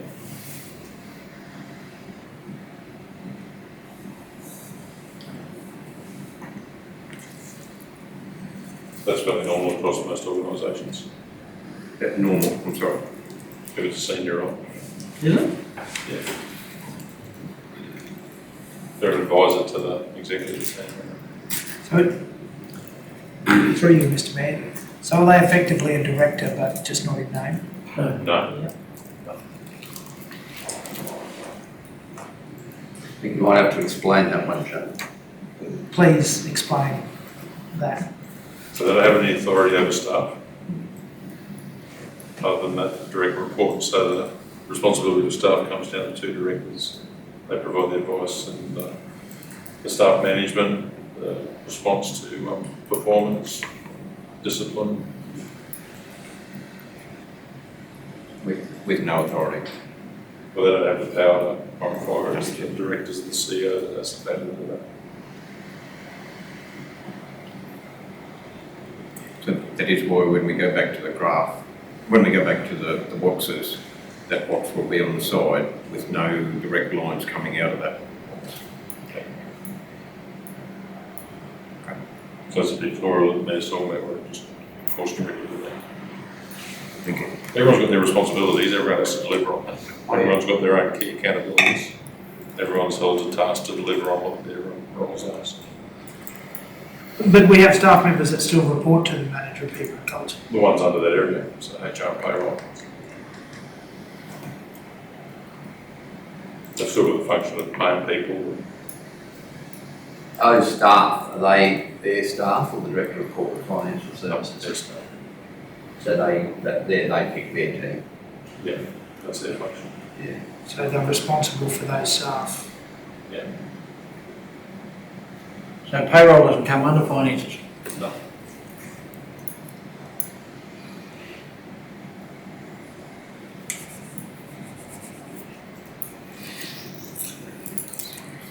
So go to the next page here. We've currently got 10 vacancies or there or thereabouts. That was just a representation about where their vacancies are. And as we've always talked about, we have a regular expression of interest, so people coming in, interested in roles, it's open all the time. I think I've showed that one before, that's the training that we've done for staff for the last 12 months. And going forward, so that's the idea of the career paths. So what we've found, we've talked about before, a lot of training. The big one here, while it's not organised, if you have a look at the highlighted one there with about 5 from the bottom, Just training started a few years back and never got finished. So we've identified where we've never completed and we're finalising those ones and support where we can. If we scroll this down, we obviously have to consult this, so we consulted with every staff member. We started back in April. That was looking at charts, PDs, departments, who reports to who. And then we consulted widely with all staff. We did depot visits, we did office visits. We go to the next page, Deb. We met with the JCC, which is the Joint Consultative Committee, including the unions, which happened last week. And they're all in support.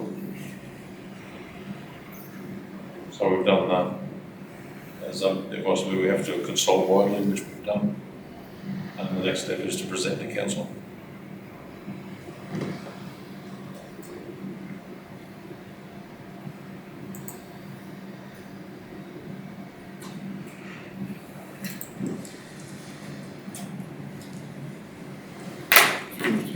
Yes, Councillor Gleeson.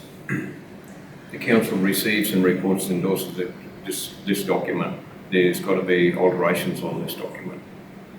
So can we receive and report and endorse this without seeing the? Well, we can say what those changes are, and the changes have to reflect what we say. Yep, so the changes are the cosmetic bit about the manager HR people reports directly to me. And the salmon reports directly to you. Yep. I'm not sure whether we call it the salmon, but we coloured it so you could actually see different functions, whether it was green or blue. And through you once again, Mr. Mayor, I'm certainly not being critical, but I think we're all discussing the same ones, saying the same thing about the pub test, wanting to pass the pub test with people looking at it and saying that, yeah, we're too top heavy. So, saying that, I will move.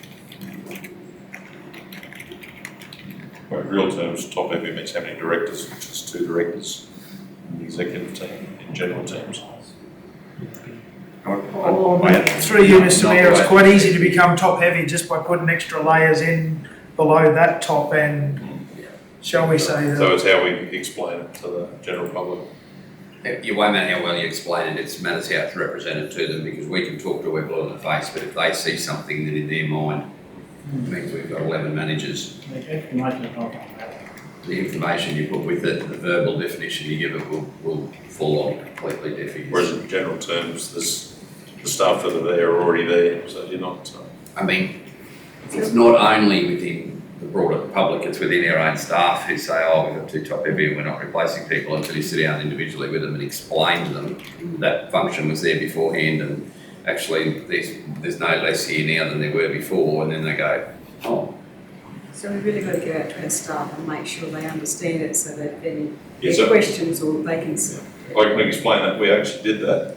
The discussion around top heavy was more in the office than in the outside, was the perception. Office here. Here, there was too many people in the office and not enough external workers, but when you have a look at the representation, we've got 30% inside and 70% outside. There was more of a perception versus how many external staff we had. I think I can cover off on that in just about every workplace. That's what I'm saying, like it's a lot of it starts with our staff talking to everybody. And if their understanding of it all.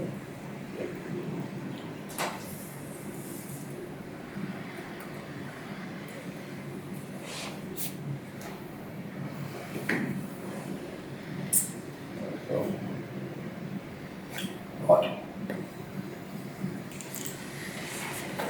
Do I have a mover of this? Mr. Mayor, can I just get you to tell me again, how are the general district managers going to fit in? And then are they going to be on a separate line and then others under them? No, that lines that come out of those 2 directors will stay as they are. There'll just be longer lines, and those coordinator levels will be a line that the box physically sits lower on the page, but it'll still report up to their director whether it be the coordinator of waste services, will still report directly to the coordinator of, to the director of works, and might be the, So the district managers are on the same line as what they are there now with all the rest of those managers. so for example, so the three in the right, the three to the right of the director of works boxes, they'll stay there. Where it says coordinator, These will move. Down one level, Yes, that's right. just them three really, isn't it? Yeah. Maybe. Maybe the regional operations manager, given that that's not a person, I don't know. But definitely those, anything that's got coordinator as per the resolution will drop down. It will be a longer line, but they'll still directly report to the director of works, but they'll be on the level below that. it's only pictorial, but Yeah, it's only a physical representation. Yeah, but without a narrative this long, people will look at that, like, and this is only me, I would probably prefer a clear distinction between what is executive and then what we consider senior management. And if that excludes your work supervisors and then other managers and coordinators, a little bit of, as they've still put a legend on the side of the structure, so anyone looking at it can see it. So or whether we put a, Blue line. oh, well, like a, At each level. oh, but whether it's a double border for executive and then a single border for senior management. I would probably still prefer that. I know it makes it longer this way, but that better separated, especially down to what we consider like the senior management and our executive level. Can we just go back to the screen for a second? go back up to the chart. So theoretically, anyone that reports to Dan at that next management level will be his direct reports. And Kerry's direct reports are the top line there. So. The solid blue line, if you want to use that definition, I'd have it underneath the Director of Works. So that's Director of Corporate Services. To denote your executive level, because that's the reach that we legally have anyway, is to that level. Yeah, and maybe whether we have one line for that and then. Then, to be honest, I think if you look at what was theoretically above the line and below the line in the new structure's got less above the line than the old one did. So we put a big thick blue line straight over the directors. Oh, it doesn't need to be a big, thick line, but to differentiate, and because the motion talks to the executive level, so if we can. No, it doesn't anymore. I think that's gone. Yeah, that's gone. There was, but it's been amended now. Okay. It's just an organisational structure now. Happy to put a line there so you can actually see the directors are responsible. If we can flip back to the screen and compare the two. And see if you look at there, we've effectively shifted the blue line to underline the chief engineer, under what would be on that line, the chief engineer, deputy chief executive officer. We've promoted it one level. Instead of the deputy CEO, then you've turned into director of corporate services. And the director of works. Yeah. And see if the blue line that comes out to the far right there, somewhere in that,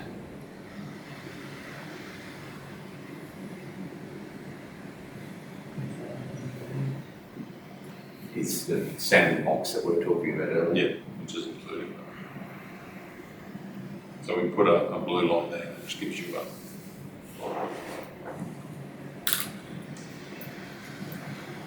So if you're looking for that over, you reduce the top end. Oh, I don't think it's a matter of reducing it, it's signifying that it's not being increased, and it's not, it's just. We're just recognising people, yeah.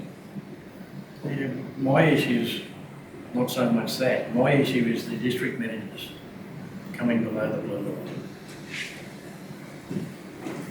But then you've got a manager of engineering, project manager. Manager of engineering services, so. No, our manager of engineering, as far as I'm concerned, is sitting here in the room. He's our manager. He's our director of works. He's our total manager. So Major Engineering Services bringing all their design and projects back in-house instead of outsourcing it. Who reports directly to Gary, but he's still a senior role. So. He's an RPQ, so that's where we're bringing that back in-house. When you look at that, sorry, Councillor. Councillor Peters, the only ones that have got their photo and their phone number public up on the website is the district manager's corporate finance service director and the director of works and the CEO. The manager of engineering services, water, or they're not publicly available to the community. Like, so the district managers, I think this is what you're saying too, Councillor Peoples, should be seen as being not on the same line as them. But if you take that blue line and put it up above that, that'll just play to the other community fear that we're actually taking all the district managers away and we're just going to have directors here in Barcaldine, and that will look exactly like what we've done. Can I just say, if you look at the structure that we had previously, and you look at this structure that we've got up here now, it's got to look like to majority that the district managers have been demoted, according to the structure, to the picture.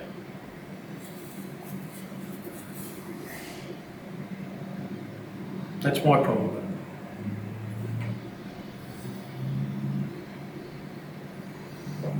They're in the room, so no other discussion was in the room. Would you like us to leave? We can leave. We can leave. I can leave. I'm just saying we make people feel uncomfortable what we're talking about. No, I'm fine. I'm fine. Talk away.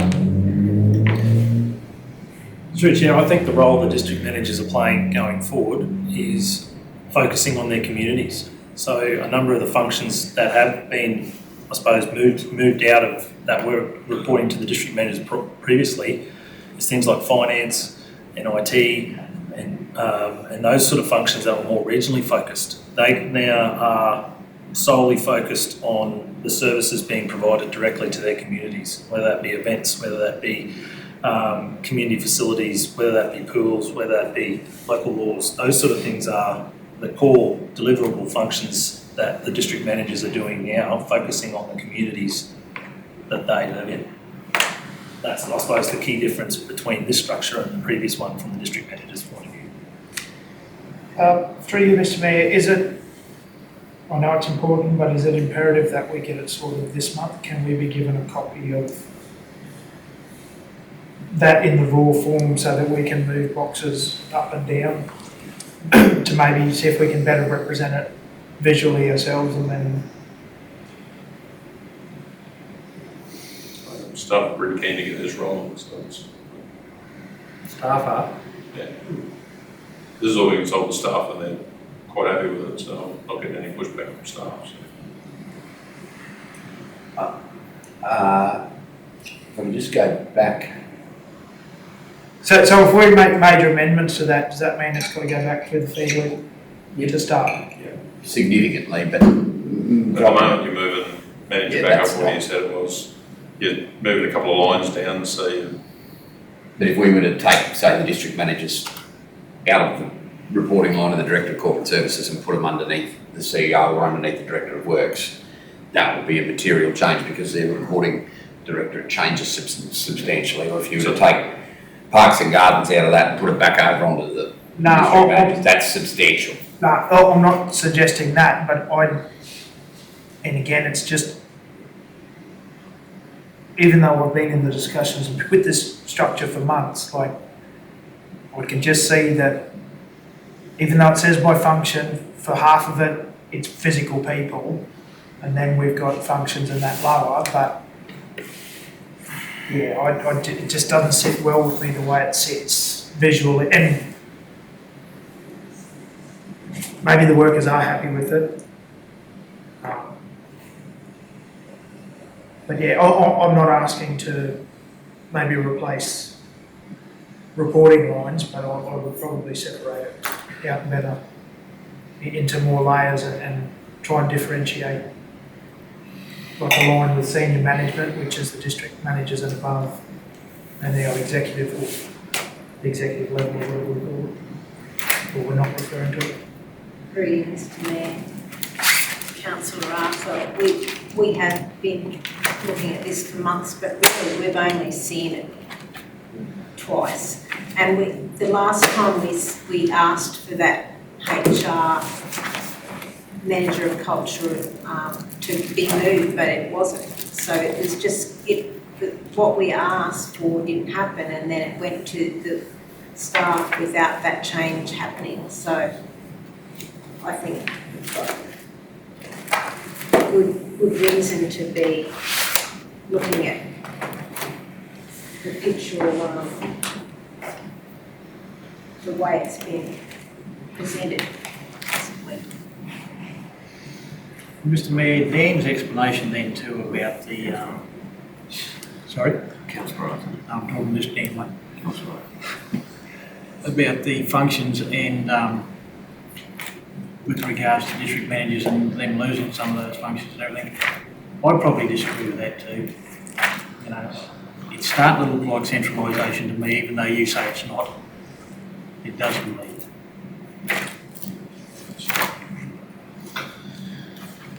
Councillors, I've listened to this. At the end of the day, you can have what is theoretically the best structure in the world that reflects every Harvard graduate's best practice in building corporate and construction workforce structure. It's the intent of the people that are in it that make it work. And the reporting lines being clearer in this are vastly better than the old one. Is it perfect? No. But where you've got the politics interfacing with the practicalities of good governance, if the reports that senior management are telling us that the workforce are happy with this and believe it to be a structure that they can see work, that's more important advice to me than anything else that we've seen. Whether Parks and Gardens answer to the Director of Corporate Services or the Director of Works will be an age-old debate. In my time on council, they've moved 3 times. So clearly isn't perfect in either location where it wouldn't have moved. We could kick this around for another month and come back and the colours will be different and there might be 2 or 3 different lines. But unless council gives a clear direction to management that we want to revoke directorships, we want to go back to 3 different districts with all functions replicated in all districts, the same as was the case 5 years ago, I don't see the point of tinkering.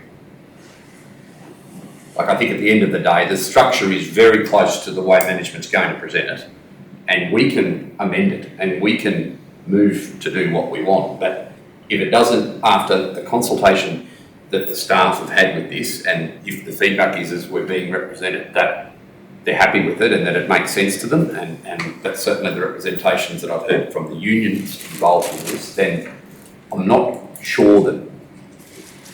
So I am very acutely aware of the concerns around top heavy. I'm also acutely aware of a council that didn't function very well when we weren't top heavy at times.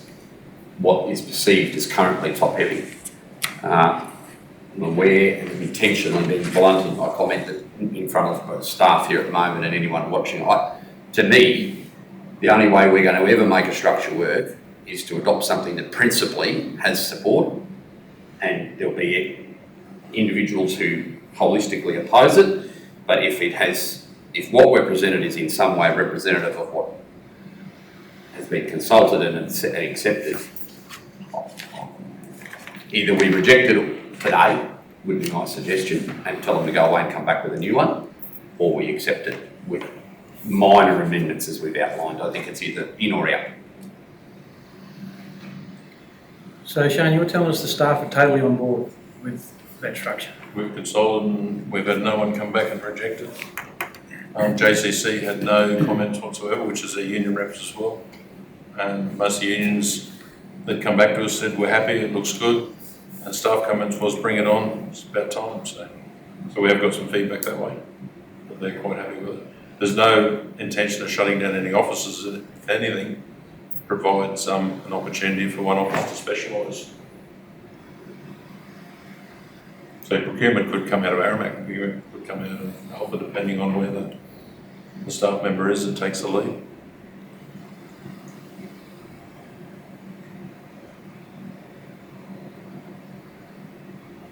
So currently how we're operating now is no different to how we've got it up there, it's just where the lines fit.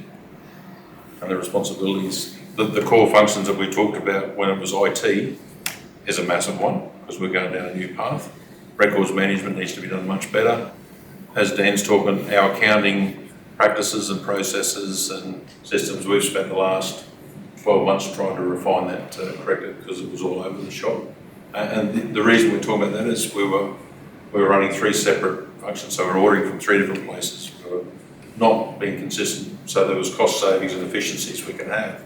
That doesn't mean we shut down the functionality in each place. It means that we have a streamlined approach. And that's what we're talking about here, is to actually provide it.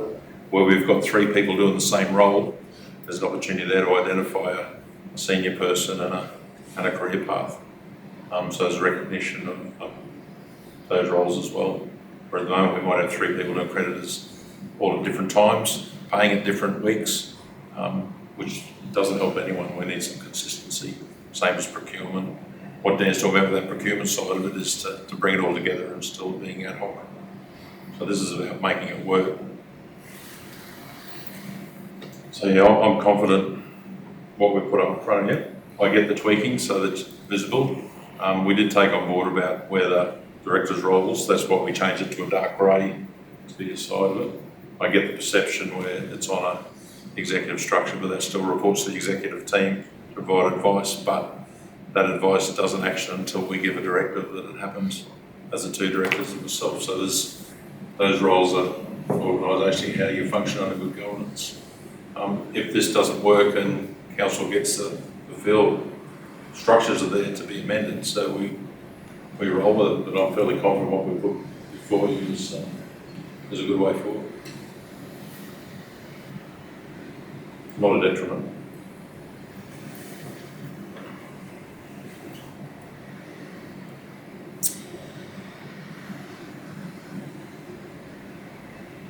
Councillors, is there anyone prepared to move the resolution as presented? Councillor Hanson, is there a second? Councillor Plum? I'm going to give the opportunity now for closing comments from all councillors. Councillor Rogers.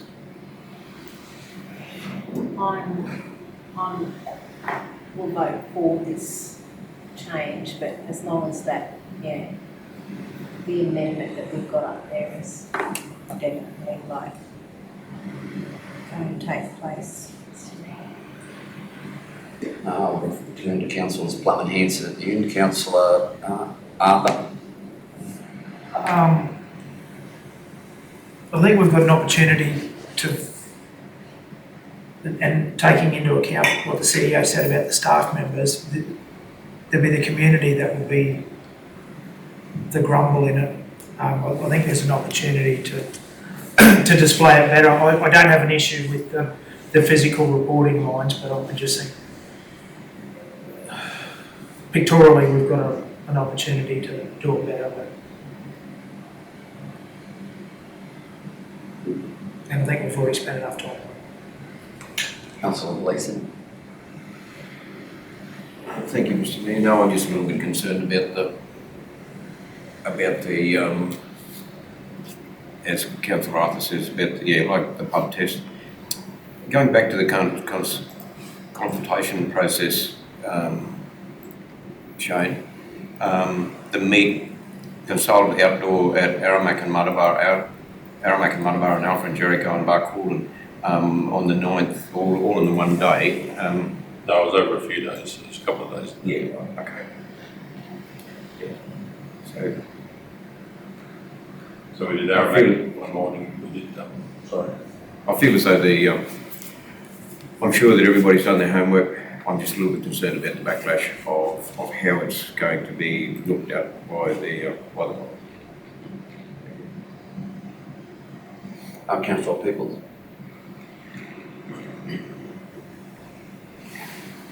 Mr Mayor, I don't know if I'm asking too much here, but I'd like just to have a yarn to Shane with council in closed committee for 10 or 15 minutes. Do the other stuff, right?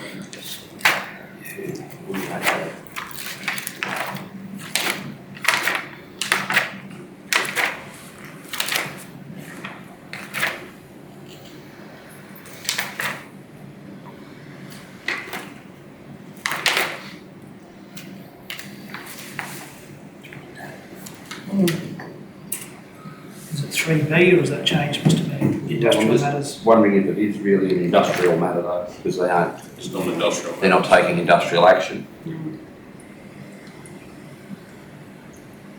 We're sort of getting into the operational versus structural stuff.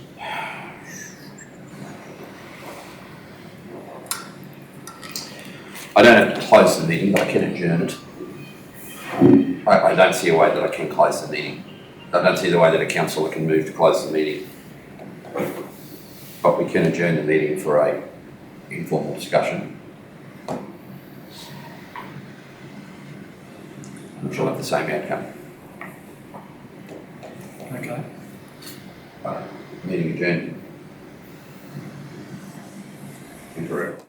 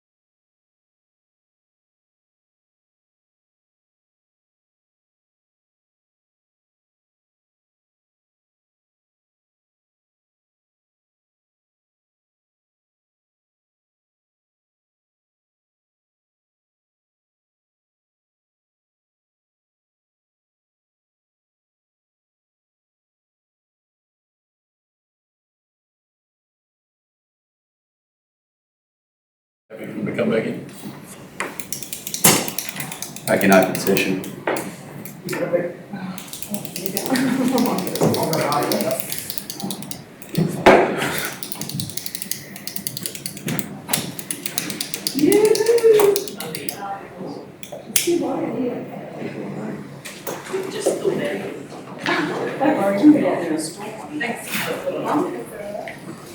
your mind, or you still happy with what you left?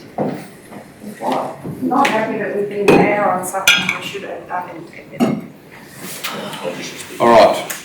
Sorry, Vicky. It's taking me time. Councillor Peebles is out on the road. No.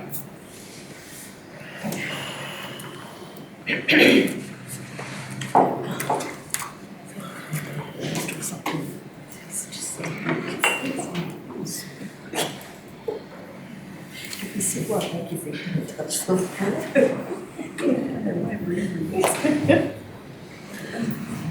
Right. Kevin, you all right? Okay. Councillors Hanson or Plum, do you wish to summarise? So I'll start with the seconder, Councillor Plum. Have you got any further comments? You're happy with it as it's presented, Councillor Hanson? Yeah, I'm happy with that, Mr Mayor. Okay, that is their motion. The motion has now been debated. I now put the motion. Those in favour? Those opposed? 6-1. Councillor Peebles voting against. 361. Can I have someone move my report to be received, please? Councillor Gleeson, seconded Councillor Plum. Those in favour? 7-0. Any questions?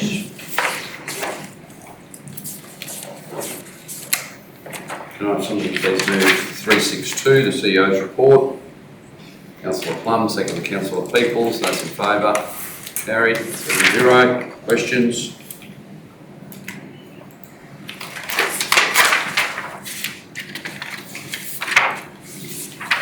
Can I just have one thing? We did go for a walk around with 60 buses, which was good just to identify some limitations for the people in chairs and walkers.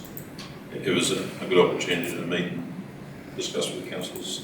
Sloping footpaths are a problem, I would imagine you discovered. Getting into shops, getting across the Doors. streets, doorways. They only swing one way, for example. Yep, all of those, plus crossing the road, getting access across the main highway.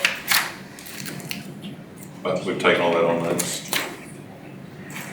Okay, can I have somebody please move 363, Kerry's report be received? That's Councillor Peebles, Councillor Plum, those in favour, 7-0.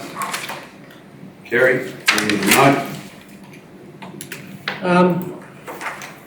Yeah, I was pretty sketchy on the roads, I must admit that, Mr. Mayor, but I was still gathering a lot of the information when the time came for the produce the report.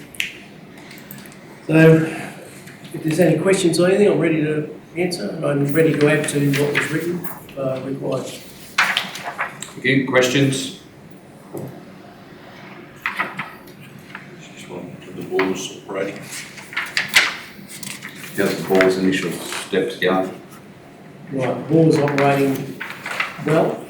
I was quite surprised actually when I saw how big the motor was on top of the ball. Or rather, not big, or? As in huge. It is huge. Okay, and that's hence why we had to put a very large transformer, replace the existing transformer and put a separate big transformer there. We're pushing out average of about 110 litres a second. The old bore was rated at about 52 litres a second. But unfortunately, I don't think it was designed to increase the flow of water. What we need is an increased storage. Okay. The old bore was quite capable of storing, or if we had added to the storage, for far less cost. Now we've got a different type of pump. We've got 4 of the older pumps out of the old bore, which is the same as the Pomona bore, same pump. And I've identified we've got 2 new pumps. 2 of those are brand new, never been used, because they don't change the pumps out on a regular basis for maintenance.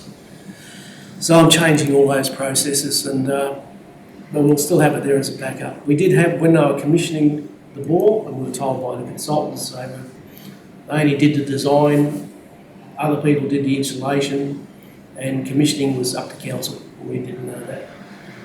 Didn't appear in the contract that one.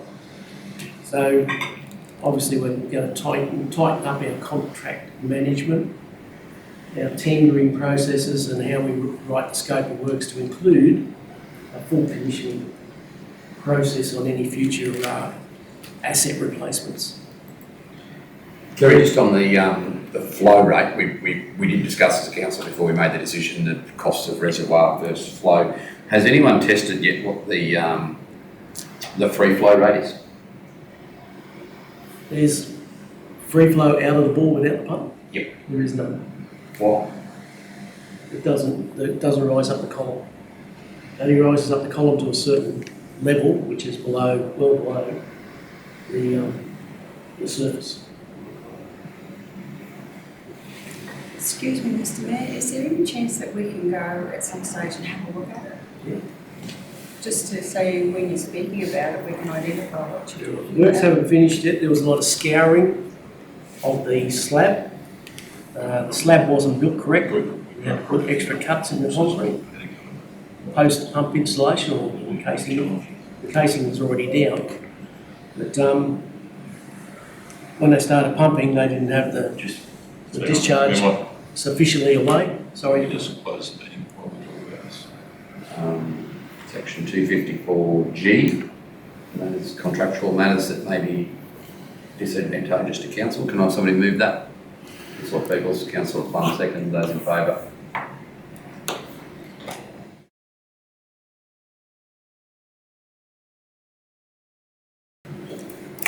Any further questions? That's good news. Can I have a mover, please, for Karen's report? Councillor Plum, second. Councillor Hanson. Those in favour? 7-0. Karen? Yes, and I take the report as being received. We've had quite a busy period with a lot of events that were received well by the community. We're moving forward on some of our projects, as with the Alpha State School, Anzac Park upgrade, and the replacement shade sale.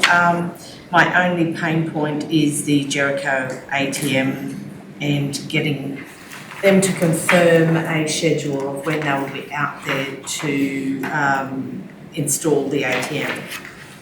So I am still pushing for confirmation of that because we have some works to do prior to them arriving. But everything else is going smoothly out there. Any questions for Karen? Question probably to everyone, Mr Mayor, is the community consultation on Wednesday, the 22nd of November. We're actually due to do our own community consults. Is that going to be sort of like a combination? Then the RSL one. Yeah, through the chair, this was just really for the upgrade to Anzac Park.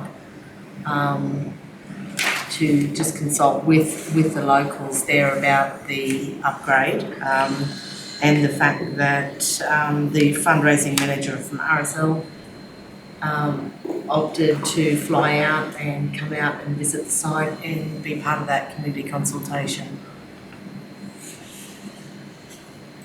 So, yeah, but your point is we might be able to do some broader. Yeah, if that's a thing for us to discuss tomorrow. Yeah, we might be able to do our council community consultation on the same day.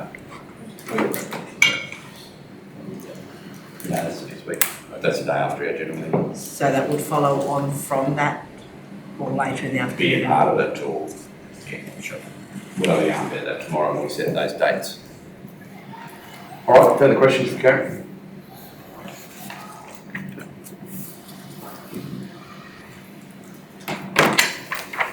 I'll have somebody move forward, please. Councillor Plum, second, Councillor Gleeson, those in favour. 7-0. Questions for Dan in Paul's absence?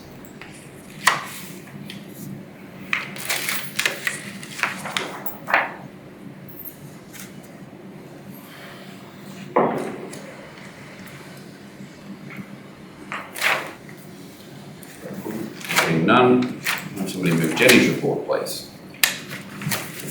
Councillor Peoples, seconded Councillor Plum, those in favour? Carried, 7-0. Jenny.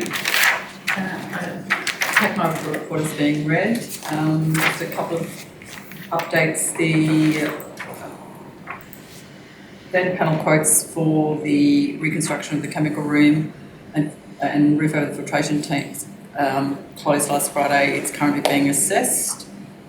Did some follow-up regarding the master plans, as you'll see there. They have got it together still. They're just sort of putting it all together now. So hopefully we should have that shortly so we can move on with the projects up at the rec park. Considering we received, I think we all received a letter the other day which was sort of phrasing about that funding. It's not that we're not doing anything, it's just we don't want to go ahead and do anything until it's all together. I've had to extend the air conditioning replacement at the pool canteen. I didn't receive any quotes. We extended it out for a week. I also put out RCD testing, which I didn't get anything back from. I've gone to a local electrician to see if they're interested. Just in the tourist information, the tourist officer is working on the history of the Memorial Clock because it's 100 years old next year, so that's her project at the moment. The walk with the 16 Better group, a lot of that was to identify, a lot of things that were identified out of that, working with community engagement officer about putting that report together, and a lot of that works we'll probably speak to the Director of Works about. It's about their accessibility. And the map that I put in there from the Rural Lands Officer, it was just showing the points where that jumping coal was, where they did that work group with the Department of Agriculture and Fisheries last week. So he was going out to check on that again this week for them just to see how that's going. Yeah. He said it was in dense area, which was very probably hard to pick up as you sort of drive past, yeah.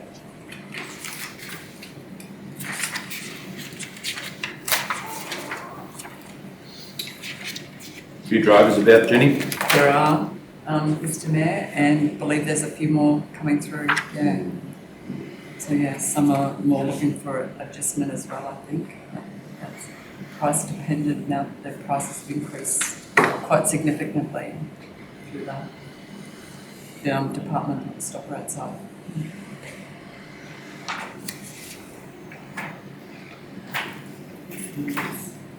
And with the fires, it might bring more demand against that. Further questions for Jenny?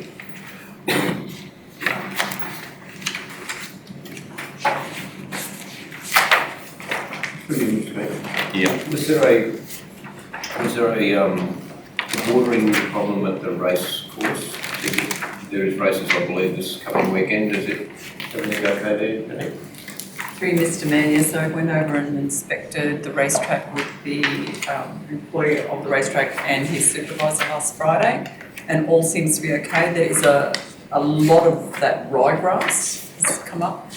The straight, whilst it looks dry, there's moisture content in the ground. We're just talking, he suggested a pentrometer, which I've gotten a price for. Just wanting to talk to the race club about, you know, the use, if it is something that would be good for use. So just doing some further investigation there. But down on the golf club side, the ryegrass over there is a lot of it. But also the couch looks really nice over that side. Checked where the issue was at the 800 metre mark. There is no water lying there. They've tightened a solenoid, which seems to be working fine. He will mow for the race meeting tomorrow, and the last water will be Thursday. Yeah. Thank you, Councillor Gleeson. Any further? Probably doesn't need to mow too close to a race meeting, Jenny, either. But we'll probably get some further info of Warren Williams with that, because I don't think you mow too close to his meeting, because you like to have, you know, a bit of length there. But anyway, We'll clarify that before. That was discussed, Jenny, wasn't it, that when they do mow, they have to mow it to a certain length, is that right? Minimum of 100 mil. For a race meet. We've got a lot. Ideally 80 to 100, but most of the stewards say 100. That's just from my experience in other places. Okay. To you, Mr. Mayor, we have been in talks with Warren Williams again. So he gave me the contact for where to get pricing for the spectrometer, because he used it when he was manager of Doomben. Yeah. We found him on Google, so Peter on Google, and I went to him because he has good knowledge about track. So He helped us with, yeah, he was But- heavily involved in, yeah. Yeah, he'll know what sort of length we should have there for sure, why, yeah. I wasn't able to. I asked him another question as well regarding what monies are available for the maintenance of the track from Racing Queensland, if council are eligible for that. So he's going to give me a contact in Racing Queensland in the assets area that might be able to give me some guidance there about our eligibility to get some of that funding from we're the owners of the track. I think council will be eligible, but the club might be, and we might have to go to club and then come back to us somehow. That is completely factual. And Jenny, I think that they may have used that last allocation for the maintenance of the training track when we did that restorative work. Okay. But it's an annual allocation. For that track, that was a 25,000 emergency. Okay. They were under. But it'd be also worth talking to your contact, but also to the president, because I've had a chat with him about that exact same thing, and he is aware of their ability to claim that maintenance. I can just add the invitations out to Warren to come out, which he's just advising when he's coming. Yeah. He'll do an inspection with us for to redo a report.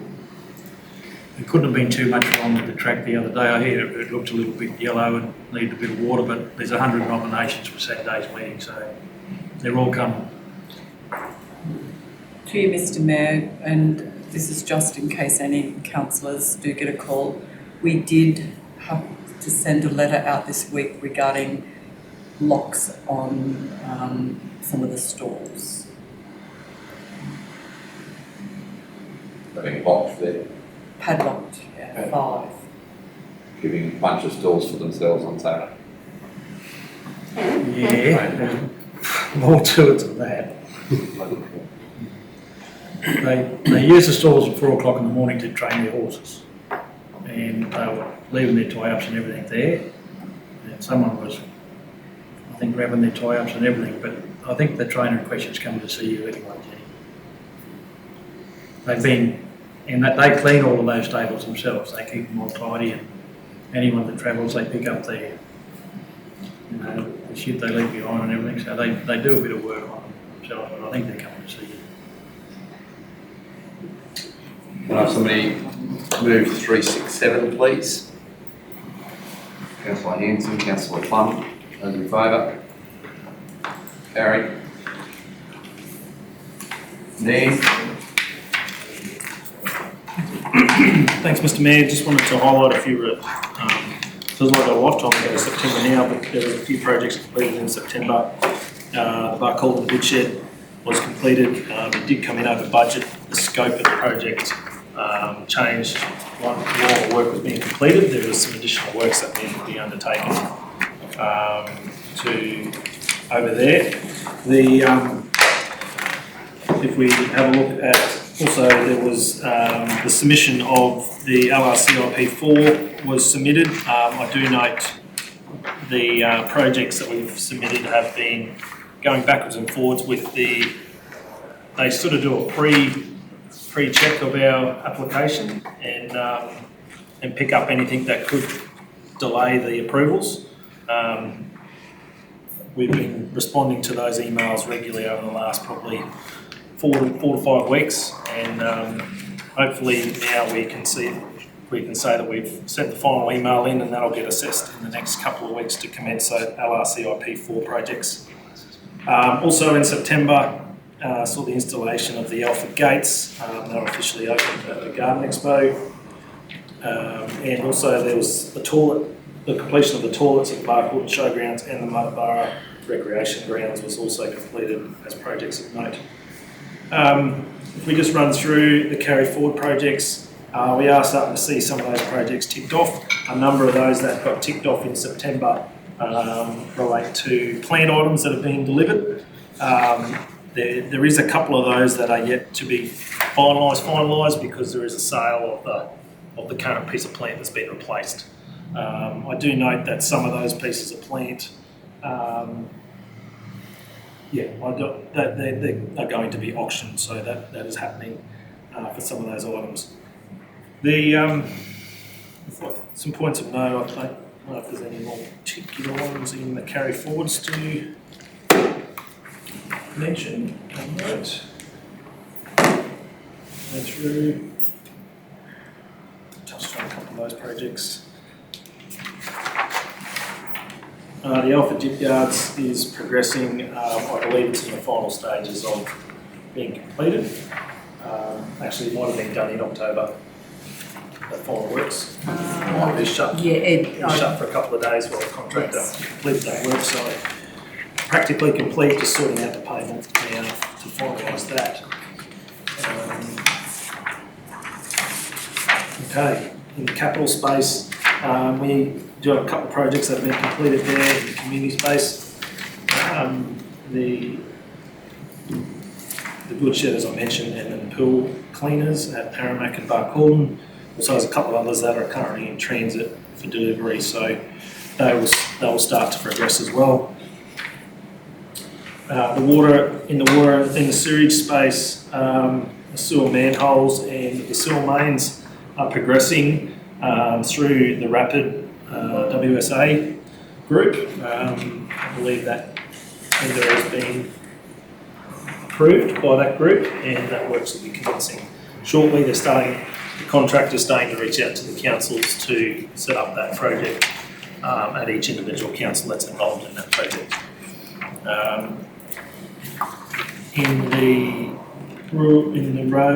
transport space, a number of those projects are subject to the LRCIP 4 funding, so they have to wait until that's approved before they can commence. But there is some others there that are progressing through the early stages of, such as the Craven Road ceiling, for example. In the operational projects, a few of those projects are starting to kick off and progress. I suppose what we haven't been doing well is capturing some of those costs individually. Things like in the comms space, there was an allocation there that was put in as part of a large budget, so we are working on the budget review to try and separate that out a bit better so we can actually demonstrate that being ticked off. That is, unless there's any specific questions on those, I'll pause there. Questions, please, councillors.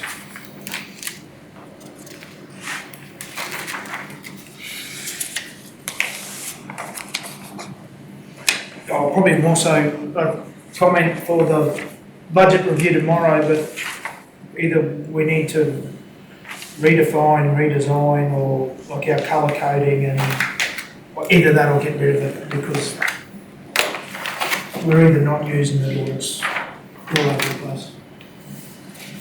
Like some of our projects have got completion dates that are passed, but they're still saying pending, but then there's no budget within 10% or over. We're not using that, so either scratch it or find something else that's a better way to indicate project progress and overspends or underspends. But we can discuss that tomorrow. Yeah.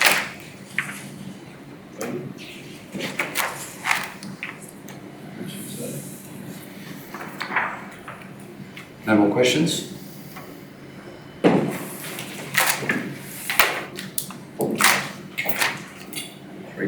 Can I have somebody move Community Engagement Coordinator's report, please? Councillor Hanson, Councillor Gleeson, those in favour? 7-0. Questions? It's been read, I think we've really discussed a little bit, pretty cool.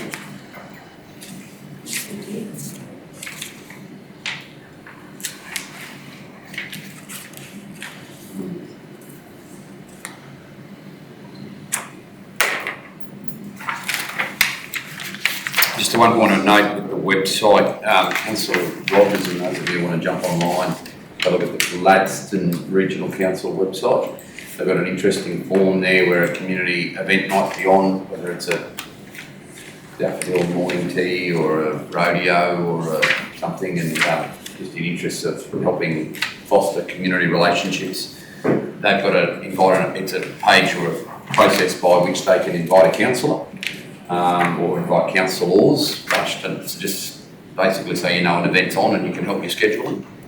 So we've asked for that for a look at how we could incorporate something like that in our website, which might be good for councillors and team staff to know that an event's on so they can go to it, because often you find out about some things after the fact, or even if you know it's on, it doesn't jog your memory, whereas if it's coming through a centralised system and Debbie can put all of those events in our calendars if we're all invited, and then it's a matter of choosing whether we go or not. The big piece of information is advising back whether somebody's attending, so the community groups know whether somebody's attending. Excuse me, Mr Mayor, have we, I know we've jumped around a bit today, but the community engagement report 368, have we dealt with that previously, or have we jumped around? No, we just did that one there. That was the one we just moved there. Oh, sorry. We've moved on because there's nothing more for Debbie to do in the minutes with it, but yes. No, sorry, I was squiggling a note about the budget review thing after mine. No, sorry, yeah, we just moved and seconded that one. Apparently voted for it too. Any further? You did, 7-0 was it? I watched your hand go up. You're either tugging your ear or you voted. No, his hand was very firmly raised. Councillor Peebles was the slow one of the party on that one, but everyone else was on time. Right, questions? Just through you, Mr Mayor, just a little bit of clarification on the councillor's Christmas function at the Garden Club. I had heard rumours about this is the first I've seen of an actual day on it. Really not working trying to get that sorted. Yeah. We've reached out to some of the other agencies and all that have got something on. Just trying to tweak it, so we should have something tomorrow. Yeah. Either confirm or deny. That's only next week. Friday, the 10th of November. I flagged with the mayor what the intent was. I didn't realise it was November though, sorry. You would have told me that, I just assumed it would have been December, sorry. Yeah, we're trying to look for an alternate date. Just that date only being next week, I sort of thought it was. We're struggling with all the other agencies we were talking to, none of them are available. So it'll just be our party then. So what are you trying to do, Carl? Have dinner. With all of our staff, or just? Yeah, okay. Just Councillor One and the agencies, just thank them for working with them for the year. Which agencies are they, like the police? Police, DMR. Central West. Oh, this is the one we had the ski park last year. Yeah. Actually feels like only yesterday. I think the next one's going to be next week. Christmas isn't that far away. So. Mr Mayor, to Shane, we have somebody that's interested in doing Australia Day, haven't we? We've had some expressions, but we haven't finalised that yet. A couple of interested parties. What was that, Councillor Plum? We've got some interested parties in hosting Australia Day here. We've gone out to all community groups, same as last year. Each town or just? Yeah, each town. Yeah. Same as last year. Yeah. Just waiting on submissions back. So. Last year we did bowls at Aramac with Australia Day. Australia Day in the Hall at Muttaburra. Brick Park here where we almost won the tug of war. Councillor Arthur had a stage with Woodham. 4.1, can I have somebody move we received the responses from the September meeting's questions on notice? Councillor Peebles, seconded. Councillor Rogers, those in favour? 7-0. I now call for questions on notice from the October meeting. Starting with you, Councillor Rogers. I had an inquiry from someone who they read, I think a couple of months ago in the Gazette. They were talking about restumping a house and how did you need a permit for it or something, development application. But this person was wondering because she was thinking that she had read that even if you're just replacing one of your stumps, you need a development application. And I was sure that, I'm sure that if you're replacing one because it's damaged, you don't need a development application, but I was just going to check up. Very likely, I'll follow it up. I think, yeah, and I tried to find that gazette. If you want to pass on that webpage after this instead of live, I'll chase them and give them a call. Yeah. And the other one was during the mental health day the other day, with the 60s and better, I think. Jenny, you might be aware of it already, but there was a lady that her wheelchair was too large, or I'm not sure if it's just something to do with our entrances. She actually couldn't get into the wall. She had to go around the side and that take her up through the larger doors, because even going up the ramp.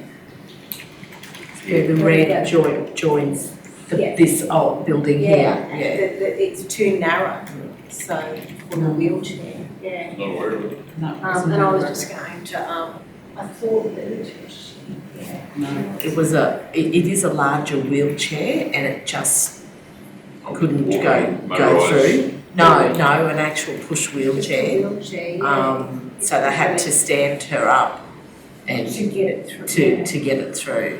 Yeah. No, that's nice. It was, Heather wasn't a speaker. It was Beth, and who was the other lady that was speaking? Wendy Ward. Wendy knows all about it. Because she was helping the lady. Yeah. Gordon should be aware. And I thought it was a bit strange because it was on where we already have a ramp for that sort of thing. Yeah, it's just the older building and it just wasn't quite wide enough. And also we might not be able to change it because of the emergency. Access. Ask's not for voting permission, but seek forgiveness. It sounds very different. No, I do not. If it comes to getting people that are disabled into a building, I couldn't give a rat's what the bloody National Heritage Trust rules say. Councillor Plum, questions on notice? No, this has taken away the right for the OIA to have a go at me for my personal conduct, so I can say what I like. Councillor Plum. I did have something that I'll come back to you. but I just want to know about the artesian, what's happening. In here, it says that, is it moving forward or is it? We'll like that question on notice and get briefed. Yeah.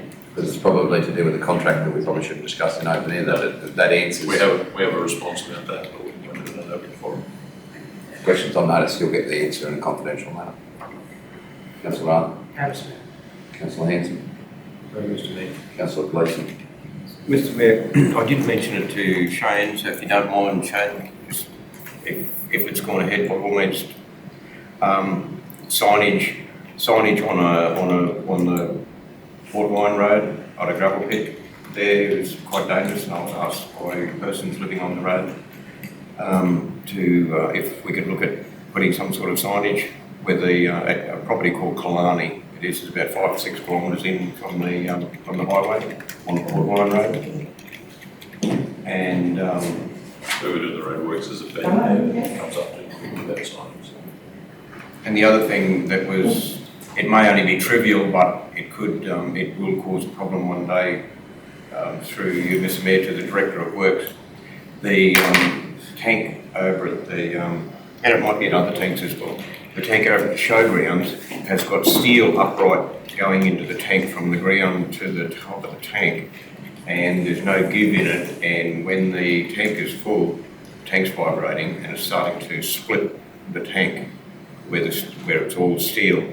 And we were just looking at it the other day and thought there should be some flexi, maybe it should be polythene or flex or something. Thank you.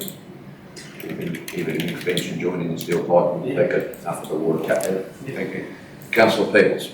Mr. Mayor, the bottom one there on that last month's was about the Harry Redford and the trust fund, and still waiting for an answer there. Yeah, I'll have a response shortly to you. Thank you. the, Tony Rayner saw you and I at the other day about his road in Summer Hill. Jane, if you can keep an eye on that one. And, Mayor Longridge. yep, My God almighty, you should know better, but anyway. Just on that road. It was just general road The discussion. Vera Park Road, but I've also had a comment about the calendar. Yeah. Yeah, you want to. It's the little bit that's got to go out that way to the truck.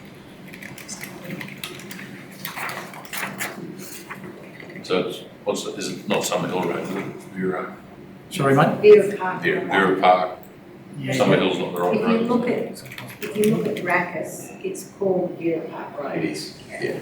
It's on our road register, is The that? Summer Hill Road's the other one, yeah, it comes in from this side, yeah. Yeah. Hasn't been graded for 2 years, so he says. It comes off the Ramsey Road, doesn't it? It's ironic. Crossmore Road. Ironic that I have a text message from him asking him me to pass on my thanks to the district manager in Aramac about 13 months ago, congratulating him for the condition of that road, but anyway, I'll take that. So we just have to look. Well, they've been whinging at me for the weeks. Maybe. We'll just have to install a Rackus on our vehicles. One more, councillor. Mr Mayor, that, I asked this morning about the special meeting motion. Yep. And it says that council authorised the chief executive officer to enter into negotiations to purchase part of lot 3 on, as per draft proposed subdivision for 880,000. My understanding on that day of the special meeting was that we just were going to lay it over a fortnight to try and get it in our heads. That was exactly right, and if you read the last part of that resolution, Yeah, that's the bit that we added. So we entered him into negotiations with us to approve the contract a fortnight later. They bring back the report with all the extras. So technically it's still right. That's the resolution we voted on, and I can bring up the video that shows that if it's on here, but that's definitely, we amended the last bit of that resolution. So we said that you're only entering into negotiations, not concluding it. And it was then following confirmation of, no, that's the subsequent one. So the first one, There. that's it. There's a second one, isn't That's the first one, at the special meeting.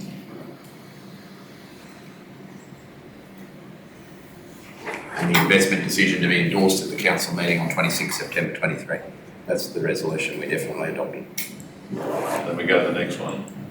It was, And then the condition we put in there was the confirmation of the signed infrastructure funding instrument.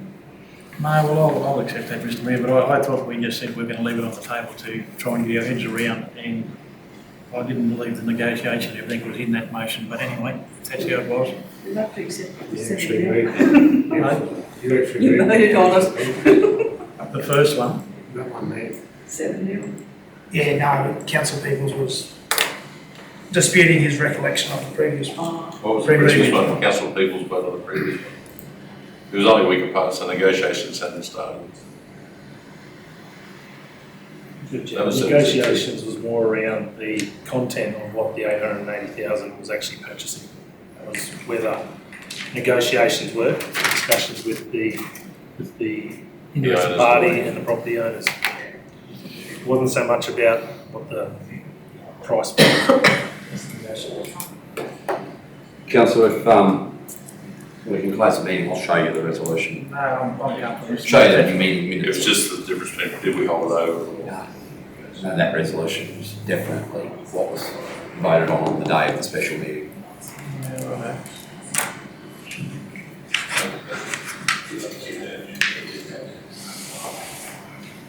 Right. No further questions on notice? I will close the meeting.